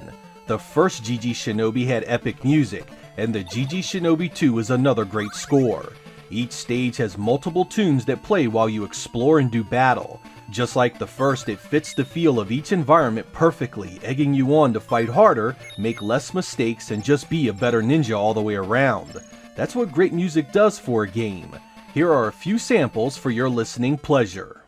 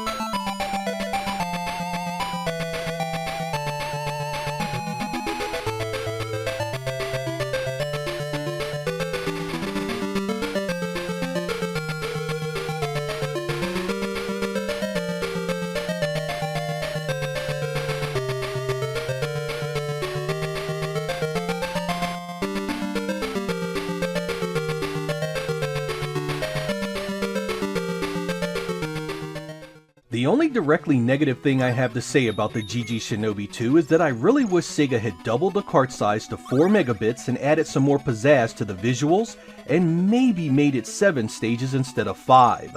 While I love how the BIG Shinobi 2 looks, I wanted more in the way of scrolling effects and animation. Nothing here looks bad, mind you, but when you see stuff like the canyon stage, you just want more of it.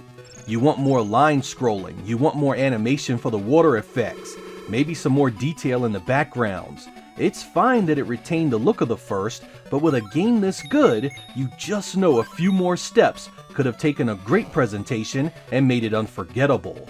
Of course, with the core game being so spectacular, you wanted a few more stages to go with it. While the ones that are here have great exploration, the game is still fairly short. The last stage is a heck of a challenge that does extend your playtime, but a couple of extra stages could have done wonders here. Beyond these complaints, this is as good as 90s portable games get. Deep and challenging gameplay, exploration and adventure elements, I mean, as far as action games go, it's right up there with the Genesis best. Hell, this game was the blueprint of where Sega should have taken the entire series when it hit the Sega Saturn. Imagine a massive 32-bit world with explorable stages with multiple objectives, permanent power-ups, playable characters, and the freedom to play it all in any order you wanted. Sega's failure to advance its own franchises was always an issue, but it was particularly disappointing that the BIG Shinobi series never reached its full potential down the line.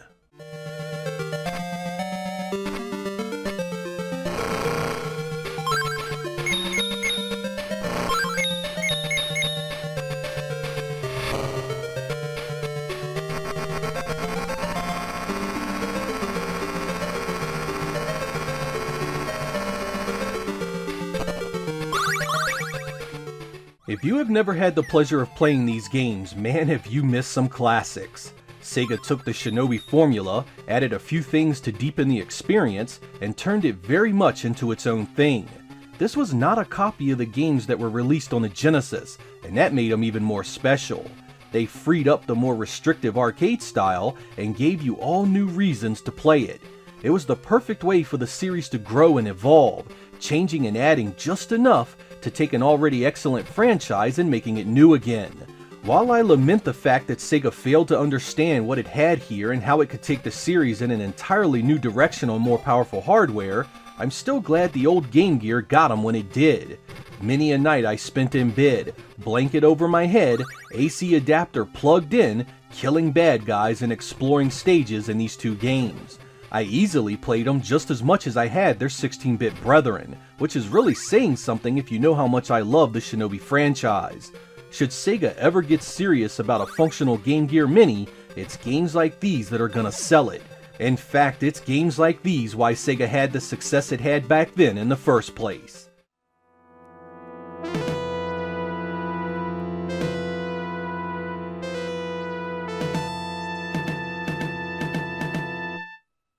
All the way back at the Christmas of 1989, I was blessed to receive my very own Sega Genesis. I can't tell you how happy I was to get it, opening that black box adorned with the arcade classic Altered Beast, the free pack-in at the time. But contrary to what you might think, my earliest days with the platform were not what I'd call completely enjoyable. At that point in the hardware's life, the library was still quite anemic, and my access to games beyond the pack-in was pretty much at the mercy of what my friends and schoolmates lent me and the odd rental I could afford. And for weeks I was exposed to a number of titles I just didn't find very appealing. I loathed Space Harrier 2, Super Thunderblade failed to impress, Thunder Force 2 whooped my ass, and I had absolutely no idea what the hell was going on in the last battle. I needed a good game and I needed it fast. Being a fan of the arcade and Master System Shinobi games led me to one of my very first big purchases for the Genesis shortly thereafter. The Revenge of Shinobi had been getting excellent reviews from every major publication I was privy to. Developed by Sega R&D 2, the hype for this was real, and I was ready for something to truly show off the 16-bit power I had been promised. But it took some savings to make it happen. In those early days, Genesis software had been really expensive. Games like The Revenge of Shinobi were $60 and $70 at many retailers, but I buckled down, worked hard, and it was eventually mine. 4 years ago in 2019, I did a dedicated video on the Revenge of Shinobi. While I expressed a ton of opinions on it, it was more a strategy guide than a proper review. And in this episode, we will be fixing that. Here is the Revenge of Shinobi, one of my most memorable experiences on the platform. The Revenge of Shinobi picks up 3 years after the end of the original arcade Shinobi. Our ninja master Joe Musashi has settled down and is about to get married. Yet stirring in the shadows are the remnants of the diabolical terrorist organization Zed, now reformed and more powerful than ever. Rebranding itself Neo-Zed, their first mission is to exact retribution against the Shinobi and his Oboro ninja clan. The village is attacked, its members slaughtered, and Joe arrives to a heartbreaking scene. His master has been mortally wounded, and his fiancée Naoko has been taken hostage. As his master dies, the Shinobi arises with a burning desire to avenge his fallen comrades and rescue his beloved. He then chases Neo-Zed across the globe to burn their organization to the ground. And so, the Revenge of Shinobi begins. Like Shinobi before it, this is a side-scrolling action game where the main goal is to get your character from point A to point B without getting yourself killed. But where the original Shinobi was modeled after the design of Rolling Thunder, the Revenge of Shinobi expands things in every direction. Stages are larger and more vertical, and all have a much more focused intensity on platforming. Instead of the awkward and slow upward super jumps of the original, Shinobi now has a double jump to get to higher ground. You'll need that versatility because many of these stages are loaded with insta-death pits that can be quite difficult to deal with. Of course, on the ground, the Shinobi remains a walking killing machine of near limitless potential. At distance, you have throwing knives to decimate your enemies, and in close, you have a series of melee attacks at your disposal. Should you get a power pack icon, the Shinobi becomes even more potent, now capable of far more powerful weaponry like double damage knives, a devastating sword attack, and a blocking skill that can stop most projectile-based offense. This block must be engaged by moving left and right, deflecting the projectile high or low. The power pack icon only lasts as long as you go undamaged, however. Take a hit and it's right back to normal old Joe. There are other things to find as well. Crates are hidden all over every stage and filled with more ammo for your knives, hearts to replenish your life, extra lives, and the coveted extra ninjutsu, or ninja magic to put it more simply. You have 4 different types that can be used at any point in the level, including against the bosses. There's Ikazuchi, the art of the Thunder Shield. This allows you to take a number of hits without damage. There's Karyu, the fire dragon that damages everything on the screen. Fusion is the art of floating, which adds height and distance to your jumps. And finally there is Mijin, the powerful art of self-destruction. This is a last resort power that does massive damage to everything in the blast radius, taking one of your lives in the process. Also in those crates are explosives that damage you if you are too close. They use slow fuses if you aren't near, or detonate immediately if you're touching them. Stages range from simple walks through a garden, to the cliffs of a massive waterfall, to the back streets of a major city. The Revenge of Shinobi really does pack in a ton of locations for its meager 4 megabits of ROM. Finally, you won't find a game in that first year as well balanced as this in terms of difficulty. Easy gives you a ton of life and health to power through and see the ending after only a few play sessions. Normal drops the lives down to 3 and shortens the life bar a tad. The 2 highest difficulty settings, hard and hardest, give you a single life and a tiny life bar, making it a mode for seasoned veterans only. Be aware of your score. It not only brings extra lives, but it also extends your life bar. Those extra lives are pivotal to success on the harder settings, thanks to getting only 3 continues. Run out, and it's game over for our hero.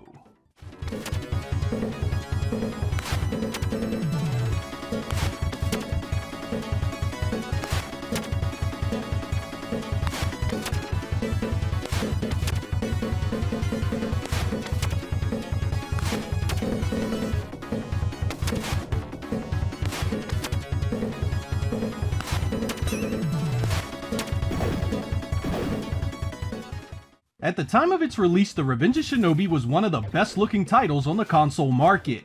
The strength in its presentation relies almost completely in its great variety of locations and enemies. It really does feel like Joe Musashi is chasing these guys all over the globe, and the boss encounters reflect that same feeling of always taking on something new. At first it's just a giant samurai warrior, but then it's a shadow ninja on the dance floor, supercomputers with organic brains, huge dinosaurs, and even a couple of comic book heroes. All those battlegrounds are set against some great looking backdrops as well. Multiple layers of wonderful, highly detailed backdrops in fact. Some even have the ability to transition between the fore and backgrounds, giving you two distinct planes to battle across. These areas are so well designed and appealing, from the light pollution of a city sky to the color-cycled water splashing behind you. Everything sets a tone and ambiance that makes this adventure well worth taking. The animation is indicative of a cartridge from 1989, but it serves the purpose well and never looks overly stiff or unnatural. This game was also something of a marvel for its inclusion of tons of pop culture references. You'll notice on the title screen the ninja depicted is none other than Sonny Chiba, star of the hit Japanese show Kagi no Gundam, that follows the adventures of Hattori Hanzo. Then there are the enemies that look an awful lot like John Rambo, the boss that is clearly inspired by the Terminator, another boss that is a mirror image of Godzilla, and yet another boss that impersonates both Spider-Man and Batman. The Revenge of Shinobi was full of visual flair that really made you feel like it was a collection of your favorite subjects wrapped up in one awesome amalgamated adventure. As if that wasn't enough, the ninja magic looked pretty damn cool as well.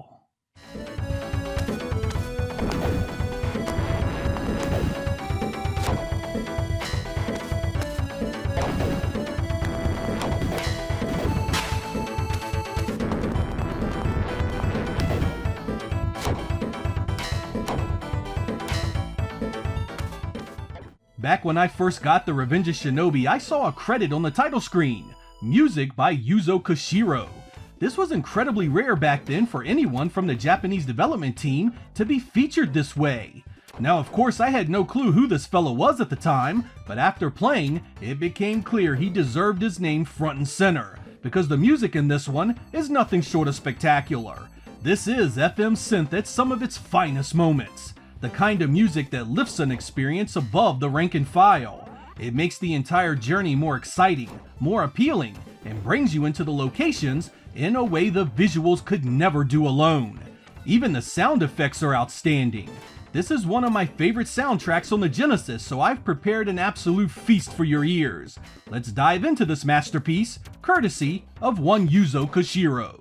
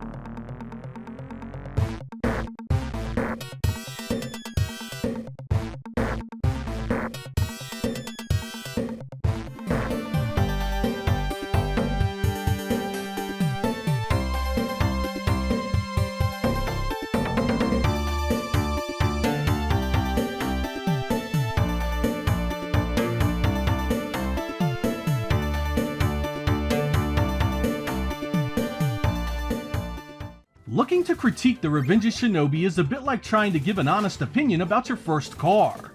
You know deep down inside that the stuff you owned afterwards was better, but you hold such nostalgia for the original, you just don't want to say anything negative about it.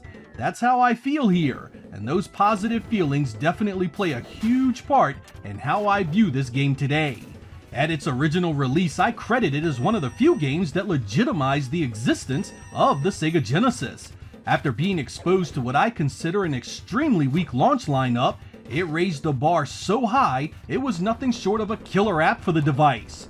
This is so much better than the vast majority of what was available for the better part of those first 2 years. Between the solid visuals, the memorable soundtrack, and the challenging arcade gameplay, there is very little here to complain about. But like a great many things that come first, sometimes a follow-up improves upon it in many ways. And it's extremely difficult to judge this now and not consider the upgrades that would come in later games like Shadow Dancer and Shinobi 3. The simple arcade gameplay in the Revenge of Shinobi looks pretty dated next to commanding your very own attack dog in Shadow Dancer, or running, kicking, and wall jumping in Shinobi 3. I would hazard a guess and say many of you would pick one of those later entries in the series as the superior, and I'd be hard pressed to form a legitimate defense. Even so, there is something magical in the Revenge of Shinobi, a synergy of graphics, sound, and gameplay that merges into the perfect old-school arcade-style escapade. With every location, you become more enthralled with the chase. You become obsessed with seeing the next boss. And when you face the final labyrinth and the beast within, that sense of helplessness you started out with transforms your resolve into nerves of steel. You may have failed at it the first time, but you will see it through. It's one of the very few 16-bit games that added a genuine emotional element to how the story played out. That final battle to determine the fate of Joe Musashi's fiancée weighed heavy on me when I failed it, and the fight to get back was nothing short of a personal mission to do better. In case all that sounds unbelievably nostalgic, well, that's because it is. But those feelings are no less authentic. I absolutely adored this game and I still love it over 30 years later. We can argue the technical superiority and the gameplay additions of its sequels all day long, but The Revenge of Shinobi is still nothing short of a masterpiece of 16-bit game design. If you owned a Sega Genesis or Mega Drive back then, this was a showpiece, a game changer, and a title that made you happy you chose the platform.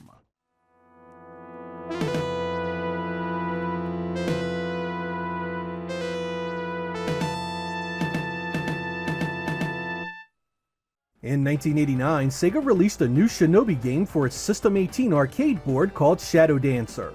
Sega R&D 1 was back to do the honors, and they had some nifty additions like a K9 companion and improved visuals.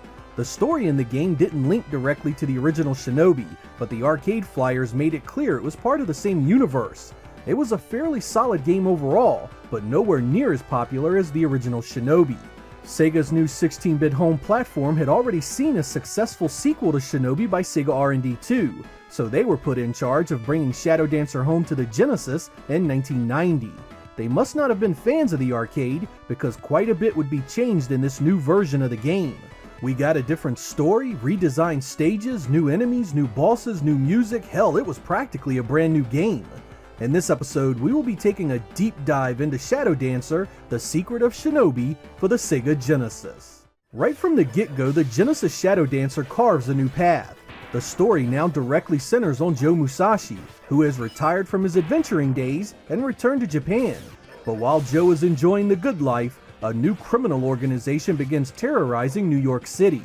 Kato, Joe's former student, is killed while trying to stop them, bringing the former ninja master out of retirement to exact revenge against his new foe. Using Kato's well-trained dog Yamato, Joe confronts Union Lizard in an effort to fell its hideous reptilian leader. Funnily enough, Sega changed the story even further for the Japanese release. Instead of Joe Musashi being the lead ninja, it's his son Hayate. Beginning the game, you quickly see that this plays a lot like the original Shinobi. One hit and you're dead makes its triumphant return, as does rescuing hostages.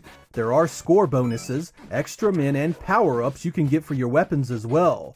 You have a basic attack that uses what the game calls Death Stars as projectiles, as well as an up-close melee attack with your sword. You also have both normal jump and a super jump to get to higher platforms. Rounding out the 3-button interface is your magic attack, which hits everything on the screen. The most significant addition is your dog. Charging your attack button allows you to send your companion dashing across the screen to incapacitate the nearest foe. This allows you better control over the battlefield by attacking enemies on different levels or hiding behind cover. You must be careful, however. Sending the dog into a heavily armored enemy capable of blocking will see him taking damage and reduced to a puppy. This makes him unusable for a short period of time. Most of the stages are your typical left to right affairs with the odd vertical layout here and there. Enemies range from easily dispatched morons that run straight into your weapons of death to nimble killing machines that can block and jump the entire length of the screen. Each stage ends in a boss fight, usually some huge enemy that takes 5 or 6 good hits to defeat. Finally, bonus stages take the form of your ninja jumping off a tall building and shooting bad guys on the way down, earning you an extra man if you do well.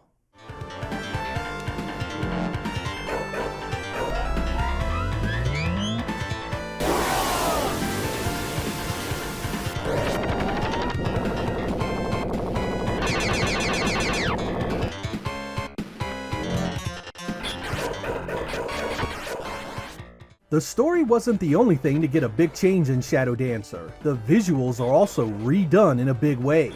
The main hero has a brand new look, as do the enemies in the stages. Everything looks really nice too, and I consider this a nice upgrade over the arcade original. The opening stage has some cool background effects, and there are some impressive layering in some of the other areas as well. There's no slowdown to speak of, even when the screen has multiple enemies strewn about. Those enemies are animated well, as are the two main characters. The way your dog reacts looks great, from the simple act of barking at enemies to the way he dashes across the screen and wrestles with the bad guys. It's all well done. Some folks prefer the arcade version, but I must say, the home version is a heck of a nice looking game as well. I often pop this in just to play the bridge level and watch the water move by, one of my favorite effects in any Genesis title. Perhaps the most impressive thing about all this is the fact that it comes in at just 4 megabits. It's not a long game, but the locations are varied and the color and art are very impressive. Shinobi 3 would come later and outdo it pretty handily, but for an early game in the life of the Genesis, this is still a game that could turn heads.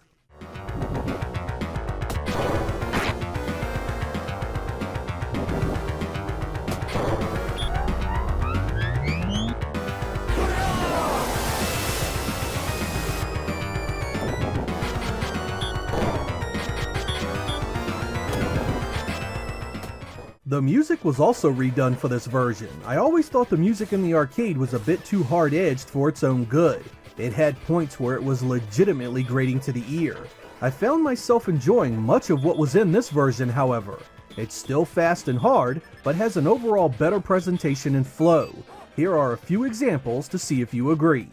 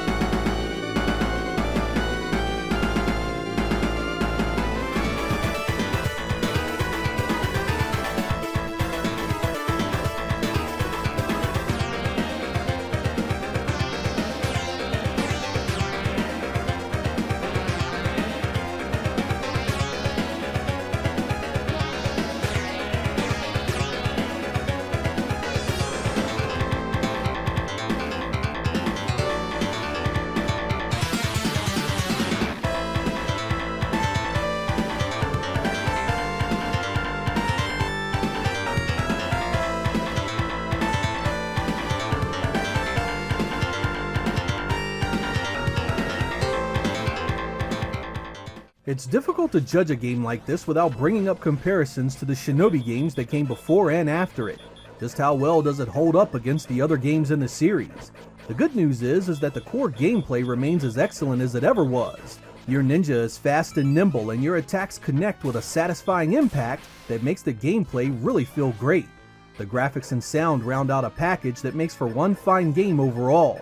Weaknesses mainly stem from Sega's design philosophies of the era. It's really short and a full playthrough lasts no time once you know the ins and outs. There's only 5 stages, with the final one consisting of only a handful of rooms that all look the same. I also did not enjoy the final boss fight of this game. You are locked in a tiny area with constantly respawning enemies and can only hit the boss at certain points. I mean, this guy takes up half the screen and never moves. It's kind of a cop-out. Instead of a legit, well-designed battle at the end of the game, you are essentially just fighting enemies you fought from earlier stages. These issues don't come close to ruining this experience, however. This is still a damn fine Shinobi. At the time, its only competition on the Genesis was the Revenge of Shinobi, and it looks and plays different enough from that it firmly stands on its own. This was much more like the original arcade Shinobi, and I think that gives it its own feel and sets it apart from the Super Shinobi games quite a bit. If you have never given it a spin but enjoy action platformers, I highly recommend that you do.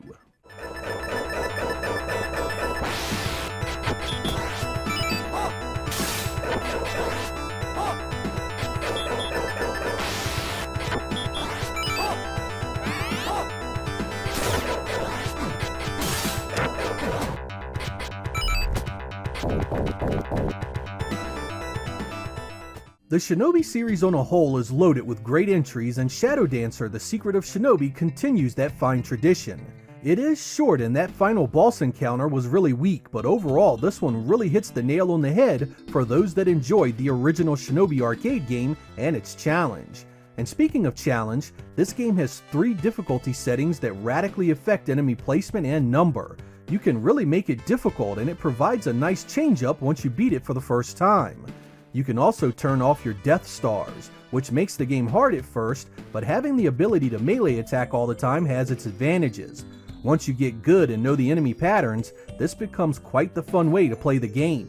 It's really easy to overlook this one with Shinobi 3 coming later on and adding so much to the series.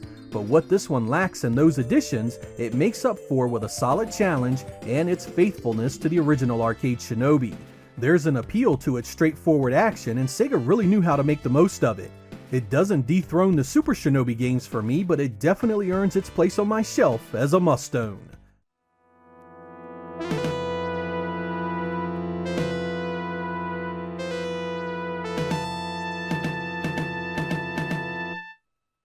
Some years back, I did a sort of Let's Play strategy session about Shinobi 3.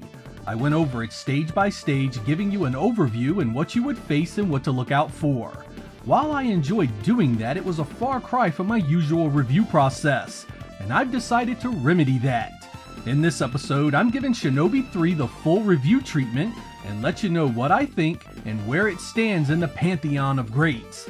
Is it the classic you've constantly heard it was, or is it just another action game that's overhyped and shallow as a puddle? Let's find out. Let's begin our review by going back in time and talking a little bit about a company called Whiteboard. Founded in 1985, they began their Sega development by doing the SG-1000 version of Ninja Princess, a port of the arcade game that was known as Sega Ninja in the West.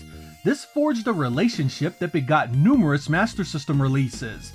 They were responsible for Great Baseball, Great Golf, Fantasy Zone: The Maze, Megumi Rescue, and many others.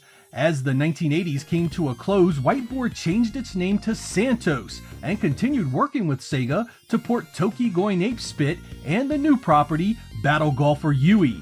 But during this time, Santos was not doing well financially, so Sega acquired a number of its assets and employees at the end of 1991. Santos, or more specifically what was left of it, then entered bankruptcy and was dissolved. 2 things then happened beginning in 1992.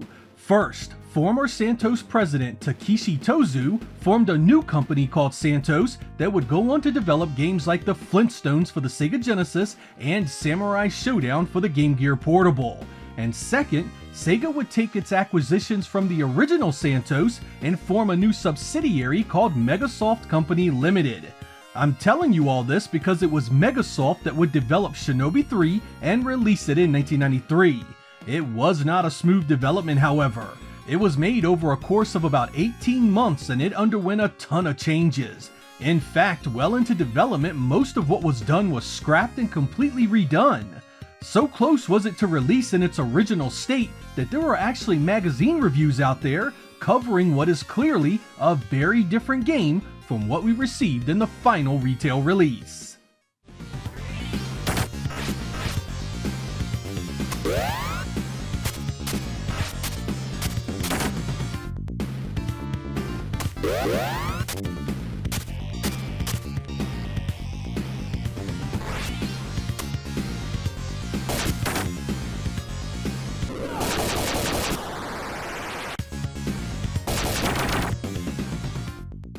The story of Shinobi 3 is a direct continuation of the events from The Revenge of Shinobi. After defeating Neo Z, our hero Joe Musashi returns to Japan to continue his training. 2 years pass and the remnants of Neo Z have reformed the organization and this time targets the entire planet. As the Shinobi, your job is to go in, take down the demons that have hatched this insidious plot, and foil the bad guys yet again. The gameplay here continues to build upon what was started in the original arcade Shinobi and the follow-up The Revenge of Shinobi. The core gameplay is mainly platforming. You'll need to traverse many different areas while avoiding the bottomless pits that tend to litter the environment. You have both a standard jump as well as a double jump for increased height and distance. You can also grab ropes, pipes, and ceilings above you, with many stages requiring this for you to get past them. Shinobi also can wall jump to greater heights. By pushing off the walls, you can get the platforms you never could have before. To defend yourself, you are armed with shurikens, or throwing knives, that travel completely across the screen. If you throw your knives during a double jump, you'll do a spread or fan attack of multiple knives capable of hitting more than one target. Up close, you have a sword that can be used to dispatch enemies and used to block attacks. This is perhaps one of Shinobi's most improved gameplay mechanics. While the Shinobi could block in the last game if powered up, here he can do it any time that it's needed by simply holding the attack button. This allows you to block many of the enemy projectiles you'll face. This is a game changer that really adds to the options you have for both the foot soldiers and boss encounters. Also new to your arsenal is a jump kick that targets enemies below you, as well as a running dash that gets you around faster and can quickly close the gap between you and your target. You can attack with your sword out of this run as well, giving it all sorts of tactical uses. No Shinobi adventure would be complete without ninjutsu, or what is ultimately your ninja magic abilities. There's Ikazuchi, which is a thunder shield that allows you to take a few hits without any damage to your life bar. There's Karyu, a vicious whirlwind of fire that damages everything on the screen. There's Fusion, an art that increases Shinobi's jumping abilities. And finally there is Mijin, a self-destructive move that destroys Shinobi and damages everything on the screen. This is a last resort maneuver that does take one of your lives to pull off. Beware, using this while it's 0 extra lives will result in a game over. Fortunately, there are item crates all over each of the stages that you'll be exploring. In these crates, you'll find extra throwing knives, a power-up that increases your attack damage, extra lives, extra ninja magic, and extra health. Be on your guard, however, because sometimes you will get a bomb that can not just explode and damage you, but sometimes even knock out the platform you're standing on. Finally, Shinobi is not on foot this entire adventure. There are stages dedicated to riding a horse and using a jet board. These are auto-scrolling stages that basically keep throwing enemies at you until you get to the end.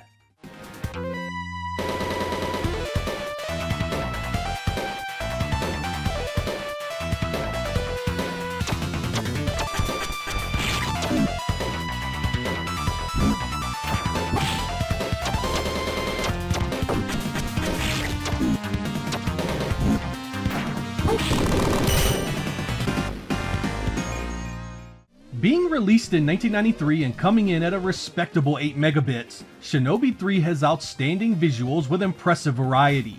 The colors pop in every level, and nothing ever appears washed out or lacking in detail.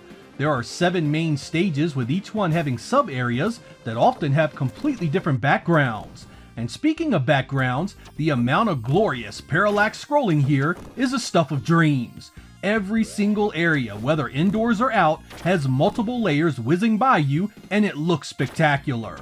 Clouds, trees, rocks, water, you name it, and the depth displayed here adds a huge amount of character to the environments. The enemy sprites look pretty good too, with solid animation and variety. The bosses you will face range from average to impressively intimidating, especially the battle with Met Godzilla and the giant laser-spitting mutant.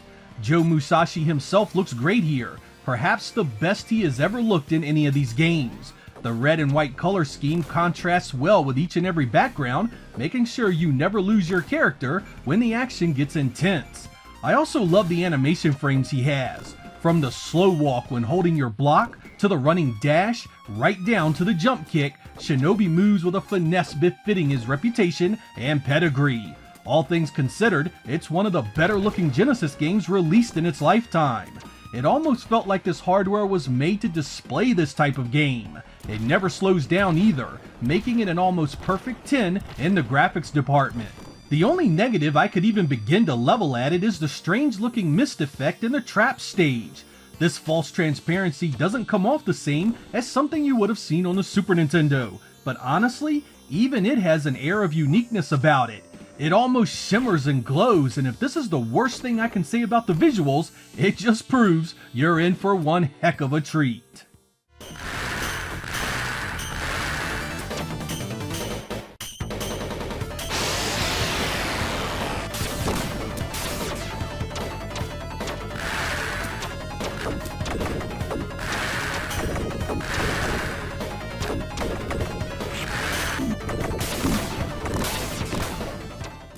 Sega's Shinobi series has always sounded great. Whether in the arcades or on its consoles, these titles took advantage of the sound chip to their fullest capabilities. Shinobi 3 is no different in this regard. While some tracks are clearly superior to others, there is not a stinker in the bunch. Every tune fits the stage it's paired with and is strong enough to listen to outside the game. I'm not going to hold back in this segment. I have multiple selections for you to listen to.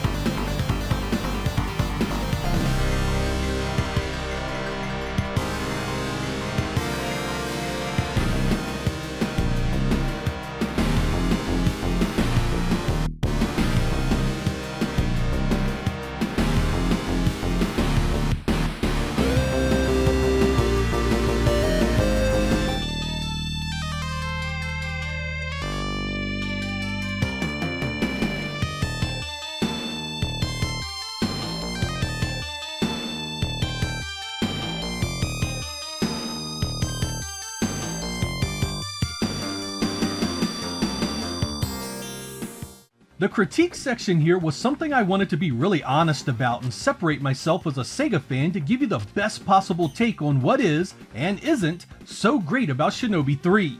But to find any real negatives of this title, I would almost need to nitpick it to the point where I'm having to make stuff up to say something bad about it. The truth is, Shinobi 3 is pretty much perfect 16-bit game design. You get a wide swath of moves that really elevate this over the normal stuff you saw at the time. With Shinobi now being able to run, jump kick, grab onto most surfaces, and wall jump, you can approach enemies with a dozen strategies to take them down. I could try and find fault in the stage design, but again, the vast majority of the way this game is set up is exceptional as well. I mean, there are stages that are better than others, but I wouldn't call the weaker ones bad by any means. It's a great mix of horizontal and vertically scrolling areas that test you in different ways. You aren't just flooded with enemies constantly. The stages are as much a challenge to traverse as the enemies are to kill. Later levels like the falling rocks combine both into a vicious cycle where timing and memorization is crucial to success, particularly on the harder settings. Also helping the variety are the vehicle-based stages. Whether it's the horse or the jet board, both these offer up enough differences in how the stage is played and how the enemies approach you that they are welcome breaks from the other free-roaming levels. I also want to praise the final area, which really tests your command over Shinobi's abilities. It starts out with you hanging on for dear life, insta-deaths awaiting every single mistake, before moving on to a challenging game of avoid the electrified floors, walls, and ceilings.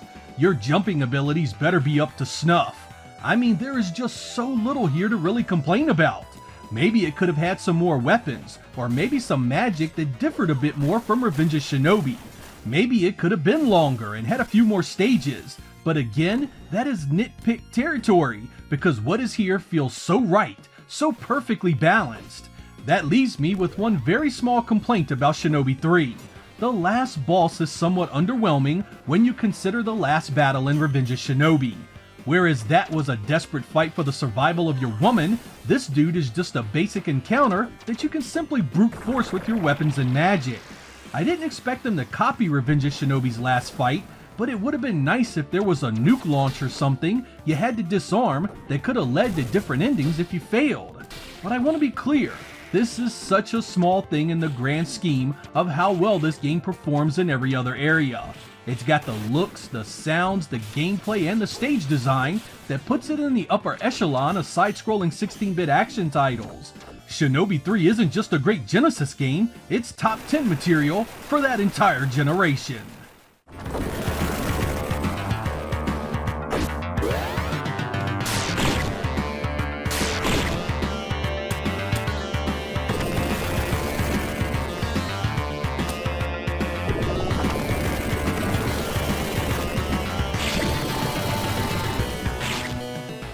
Looking back at the reviews of Shinobi 3, it's clear that the gaming magazines were just as impressed as I was.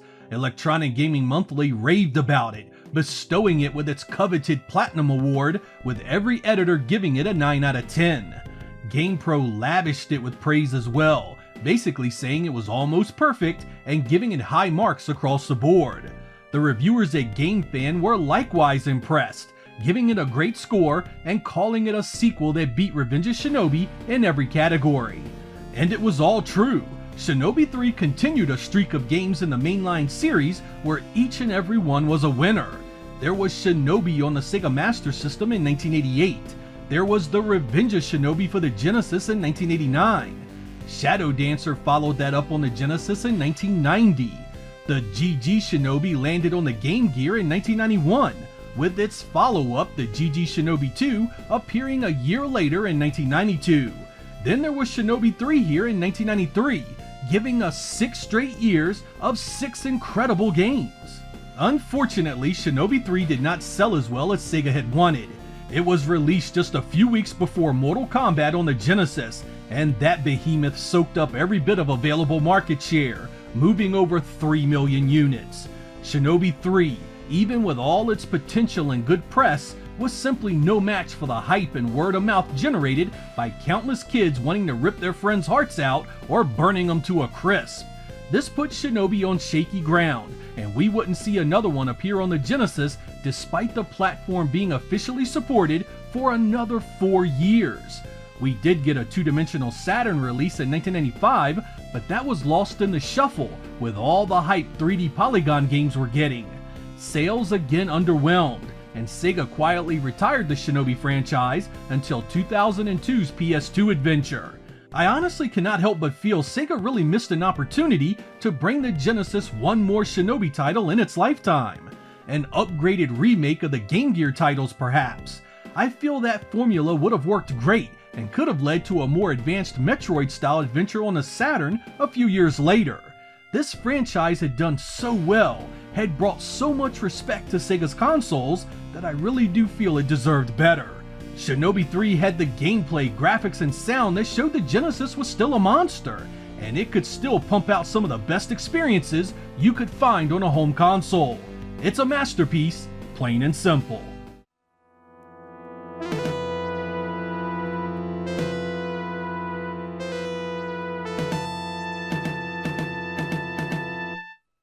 In June of 1995, Sega would release the 32-bit Saturn exclusive Shin Shinobi-den in Japan. Much like the Genesis games before it, this action platformer would take another step forward with the block mechanics found in those games. Much of the gameplay requires heavy use of the block, as enemies will appear on top of you and also have block abilities of their own.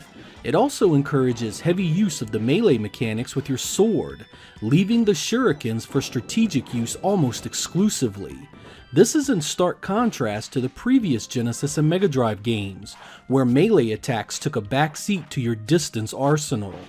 This turnaround in gameplay focus was actually welcome, especially since many of the enemies shared your ability to block and counterattack. Bosses ranged in ability themselves, with some blocking attacks and using them against you, and others requiring you to perfectly time their own attacks against them.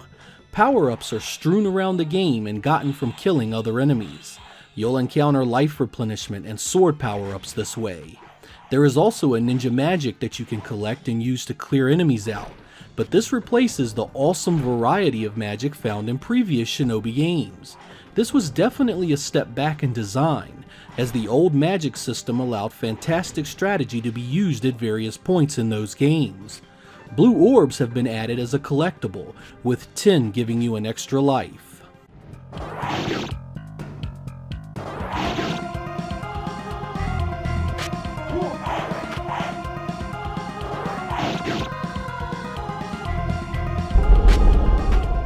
Shin Shinobiden's graphics are perhaps its biggest departure from the previous games in the series. It relies heavily on digitized assets, both sprite and background based. Some of these assets look really good, while others look washed out and bland. Background detail takes perhaps the biggest hit here, as the multi-layered parallaxed backgrounds from previous games are used sparingly. Many stages simply have repetitive digitized backdrops and lack any appeal whatsoever. The animation and special effects are fairly solid overall, but repetition in enemy design sets in about halfway through the game. In no way is this a bad looking game, but part of me wonders just how incredible this would have looked had Sega went with a completely hand-drawn world. We saw what exclusive software like Astal looked like, and a Shinobi treated the same way could have been an epic showpiece for the machine.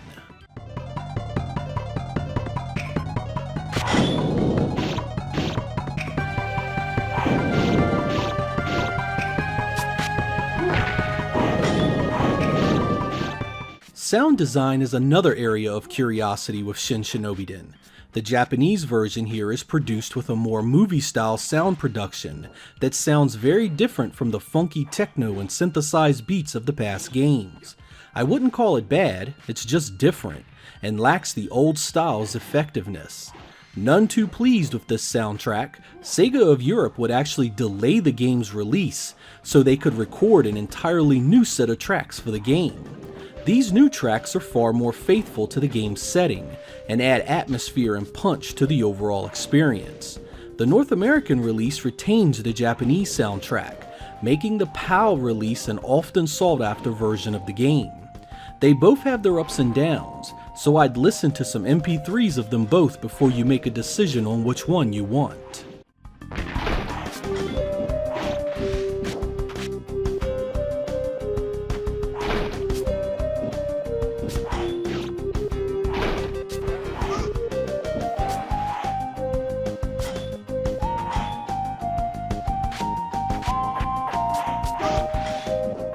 The story-based cutscenes are both terrible and great at the same time. Great because they're so bad they're good in a Sharknado kinda way, with acting that makes the B-movie pack proud. Most of them are truly bad enough to get a good chuckle out of, especially the piss-poor special effects that accompany them. This isn't a good thing for the game though, as Shinobi attempts to be a story of betrayal and reckoning, but the movie scenes included are so bad you'll end up taking none of it seriously. This dampens the game experience, and I honestly would have rather have just had the opening tech cinemas of the past 16-bit games in its place. What we are left with is a game that is quite frankly a solid overall experience. It's better than most people give it credit for, and one that is certainly worth playing if you've never fired it up. The game is challenging as hell in its later half, with lots of insta-deaths and respawning enemies, but smart play will get you to the end. I do often wonder what this game could have been if Sega had gone the more traditional route of game design and shunned the digitized assets and used its cinema budget elsewhere. What is a solid experience now could have been a home run classic for the ages. I won't hold that against the game though, and Shin Shinobiden is still a Saturn game worth owning. Just make sure you don't have a second controller plugged in when you try to play it.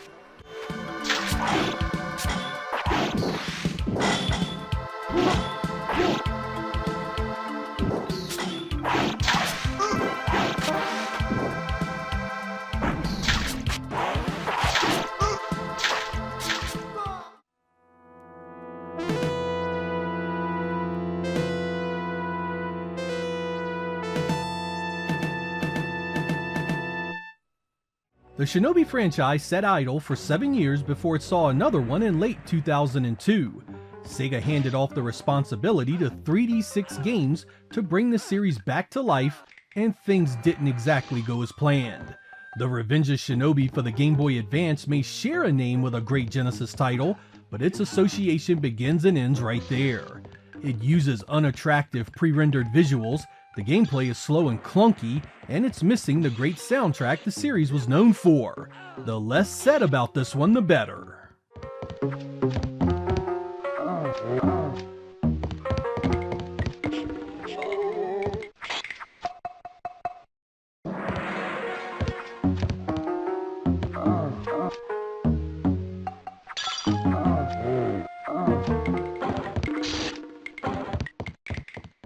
Luckily, 2002 had more Shinobi to give, this time on the PlayStation 2, courtesy of Overworks.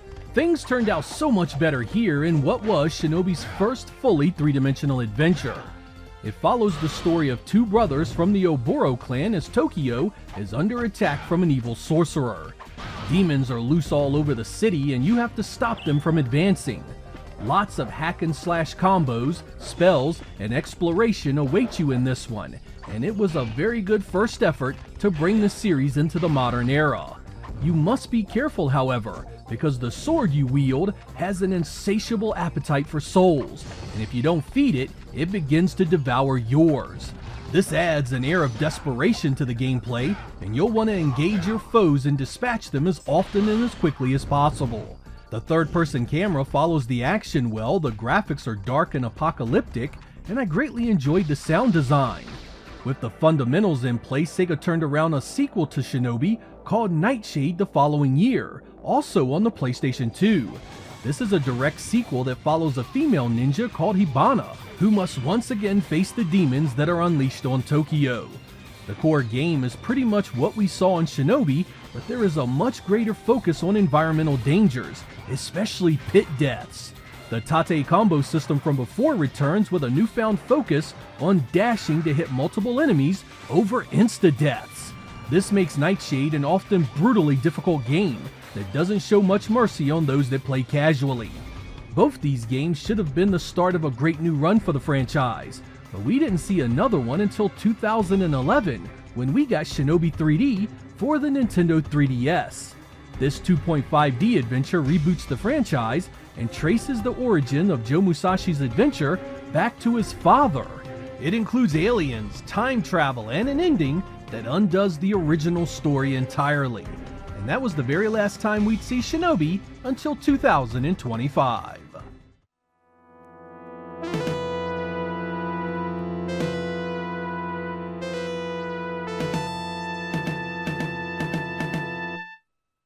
One of the toughest things about being an old school Sega fan is watching a veritable mountain of top-notch gaming properties go unused and unappreciated.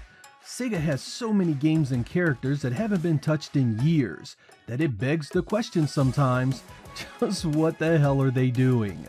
When Sega announced the New Era, New Energy promotion a few years back, the internet lit up like a Christmas tree at the idea of some of their most beloved franchises making a return. There was a legitimate reason for that. Despite what the Nintendo-loving media would have you believe, Sega made some awesome software during its hardware days and cultivated millions of fans the world over. Among that list of returning greats was Shinobi, in what looked like a two-dimensional adventure not far off from what we had seen in his 16-bit days. In an instant, I was both excited and terrified at the prospect. There is no question I had missed Shinobi in its long absence, but I also knew that in the hands of a new developer, anything was possible. Outside of the new promotion and the trailers that would follow, I tried to avoid any detailed spoilers of what was included in this game.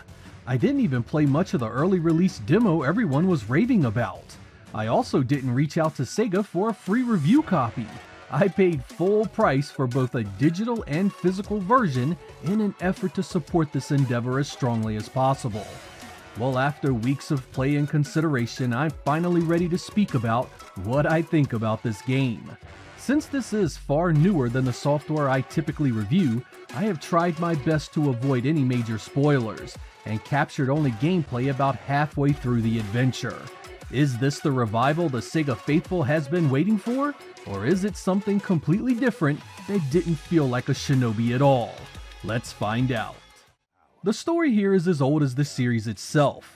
Basically, a new organization of bad guys show up to destroy the only threat to their domination of the planet, the Oboro Ninja Clan. Led by the maniacal Lord Ruse, the ENE Corp descends upon the unsuspecting Oboro and proceed to massacre damn near every one of them. The only survivors are the clan's leader Joe Musashi, his dog, his wife, and one of his students. As the game progresses, you'll meet potential allies and old enemies as you pursue ENE Corp and dismantle its war machine.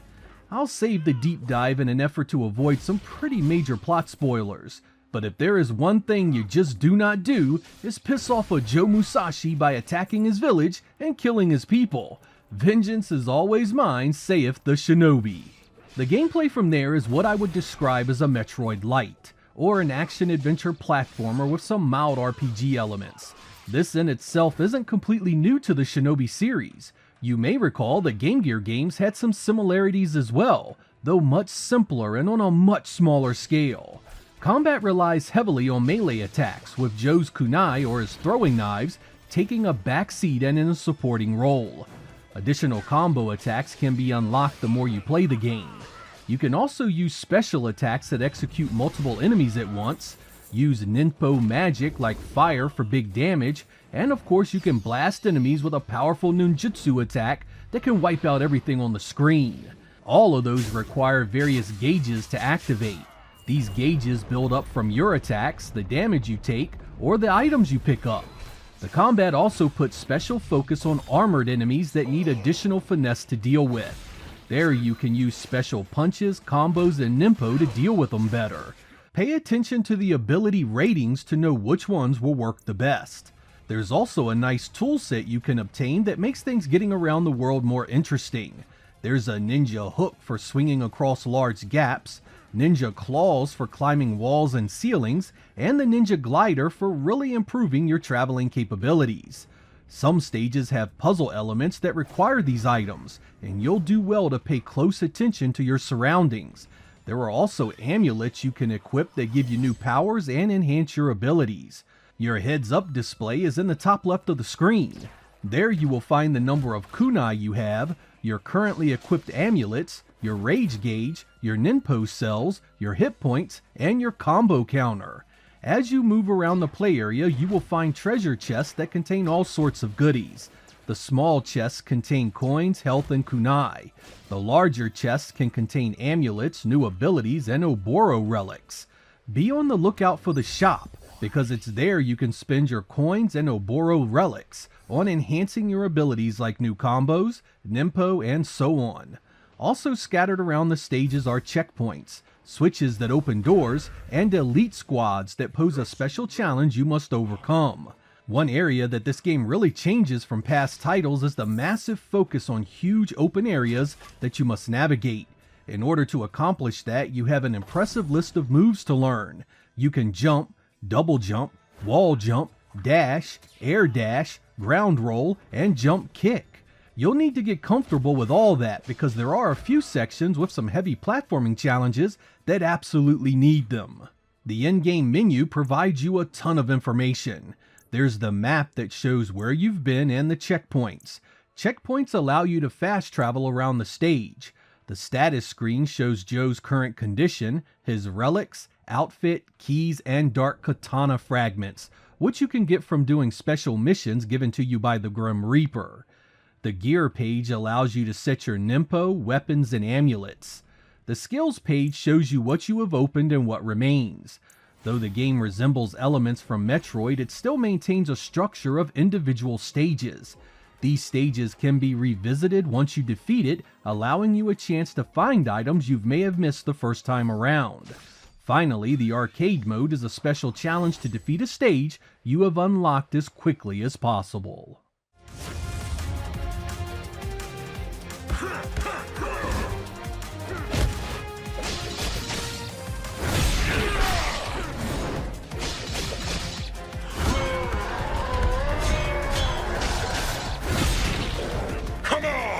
What do you got?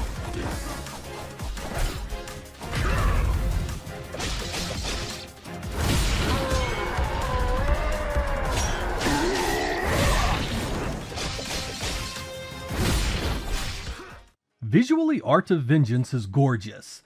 The art in particular has a dreamy, otherworldly feel that fits well with this crazy universe. Backgrounds ooze personality and don't skimp on layers to satisfy your inner 16-bit nerd. Animations dance across the screen, a ballet of destruction that isn't limited to just you, but the enemies you face as well. Watching Joe Musashi effortlessly transition from killing machine to a nimble parkour master pulling off crazy stunts feels just right, and the animation never misses a beat.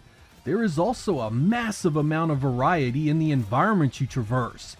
Stages are rarely one note, and almost always have some unique effect or set piece in view that really makes it stand out. There's a couple of areas I have replayed many times just to soak up those details, because they feel exactly like something you would have seen in a 16-bit game, albeit not nearly as nice looking. For a long time I have wanted to see a Shinobi go this route visually. I was always disappointed with the digitized nature of the Sega Saturn release, and the other 2D games that followed it. To see this world and this character given such a nice visual treatment does my heart good, and I think the majority of you will appreciate it. If you are in the camp that can't stand high-resolution 2D visuals and wanted something more akin to how it looked on the Genesis, well, that ain't here. That shouldn't come as a surprise, particularly since this is the same developer that gave us Streets of Rage 4.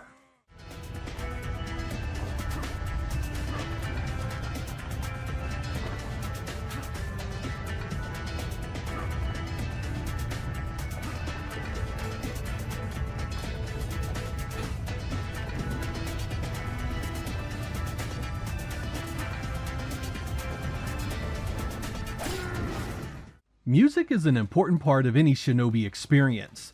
Once I heard that Yuzo Koshiro was part of the team creating that music, I had some very high hopes. Unfortunately, it's all very mixed for me.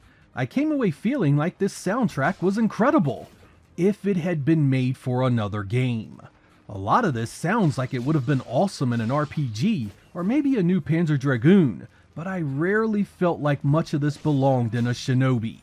Music can be an extremely polarizing topic, however, so I have some examples for you to judge for yourselves.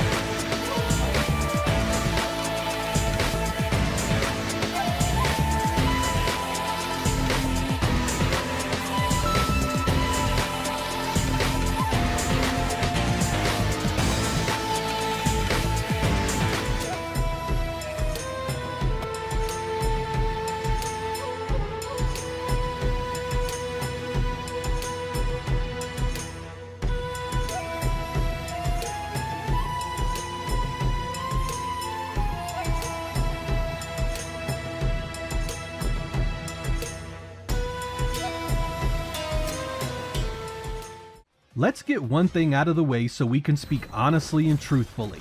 Art of Vengeance feels much more like a two-dimensional version of the 2002 PlayStation 2 game. The combat is heavily focused on sword combat just like it was there, and the kunai, or throwing knives, are relegated to a very small supporting role in comparison. Another huge difference from past games is the stage design. The massive areas you see here create a flow that feels very little like the tighter, enemy-dense levels found in the 16-bit adventures. And that leads me to my first criticism, the stage design. While I appreciate the exploration element, oftentimes I felt alone in these cavernous areas, and I almost always felt like the stage was vast in its layout for the sake of, like it was made large on purpose to pad out the playtime, instead of truly giving me something fun and interesting to do. This is especially true for some of the platforming challenges. It suffers video game logic in spades and leaves you wanting for the days of more focused and linear level design. I also absolutely hated the fact that a fall or trap sends you back to the area before the obstacle began. Instead of letting you take the damage and try and continue, it puts you in a different spot, often disorienting you in the process.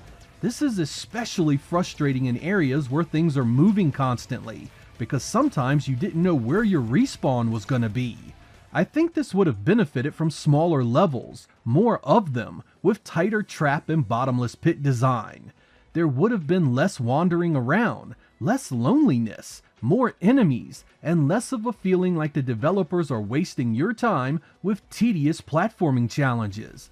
Don't get me wrong, there are parts of this that feel great to navigate, and some of those set pieces are eye-popping. But overall, I felt this is by far the weakest of the two-dimensional Shinobi games from a level design standpoint. I also didn't appreciate the story, the conversation interruptions, the awful voice work, nor the grunts that cast our hero Joe as utterly and completely devoid of personality. It's one thing for that personality to be left open to your imagination, but when every character in the game has one but Joe, it sticks out something terrible.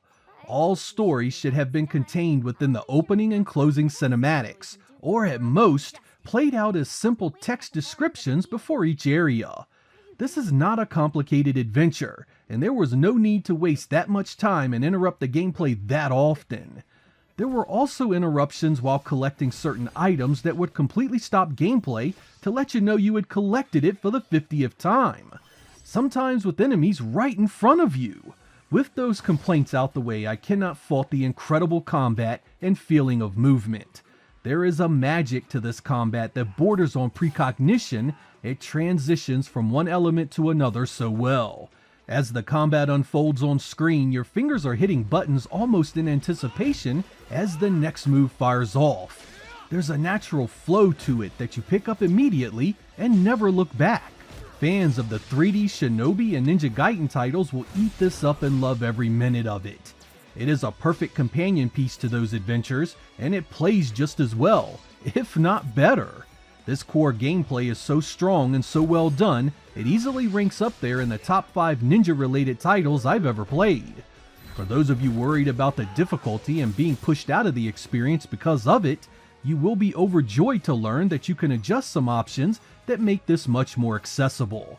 You can reduce enemy damage, reduce enemy health, reduce enemy attack rates, lower environmental damage, and even reduce the requirements to activate the amulet abilities.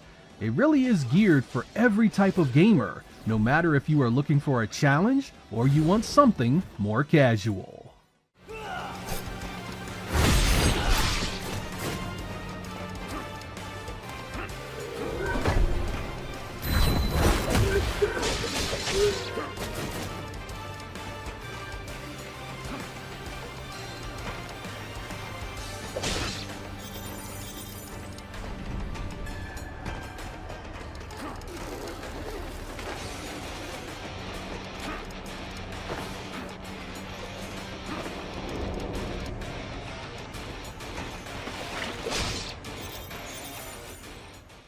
So, does all that mean Shinobi Art of Vengeance is for everyone? Absolutely not. There will of course be 16-bit stalwarts who wanted this to be more like the Genesis and Saturn games. For you, the changes here are likely not going to sit well. The stage design is radically different. The combat shifts the kunai to a minor role and feels much more like the 3D Shinobi and Ninja Gaiden titles. But let's be realistic. This is a completely different developer in a completely different era, so it really should come as no surprise that Shinobi would evolve and change fairly drastically, and it has. This product has to compete with an entirely different class of competition in 2025, and simply regurgitating what we had already seen during the 16-bit era would likely have yielded some nasty reviews claiming it was an old hat and refusing to change with the times. If you fall into the category of gamer just looking for a good time with a good game, I think Shinobi Art of Vengeance is a winner overall. While I would have enjoyed smaller levels and a higher number of them, that combat makes up for it. Joe Musashi has never felt so smooth to control, nor has he had so many abilities at his disposal. It makes for a fun time that you'll want to replay a few times to maximize your skill and cut down the enemy dogs as efficiently as possible. It also has to be said that Sega is off to one solid start to its New Era New Energy initiative. Shinobi here is the first game to see the light of day of that group announced, and while not quite perfect, it shows that the higher-ups understand the mission. These games, no matter how old, can still be relevant and garner attention today. Hopefully, we will see more of that in the future. I'm Sega Lord X. Thank you guys for watching, and I will catch you next time.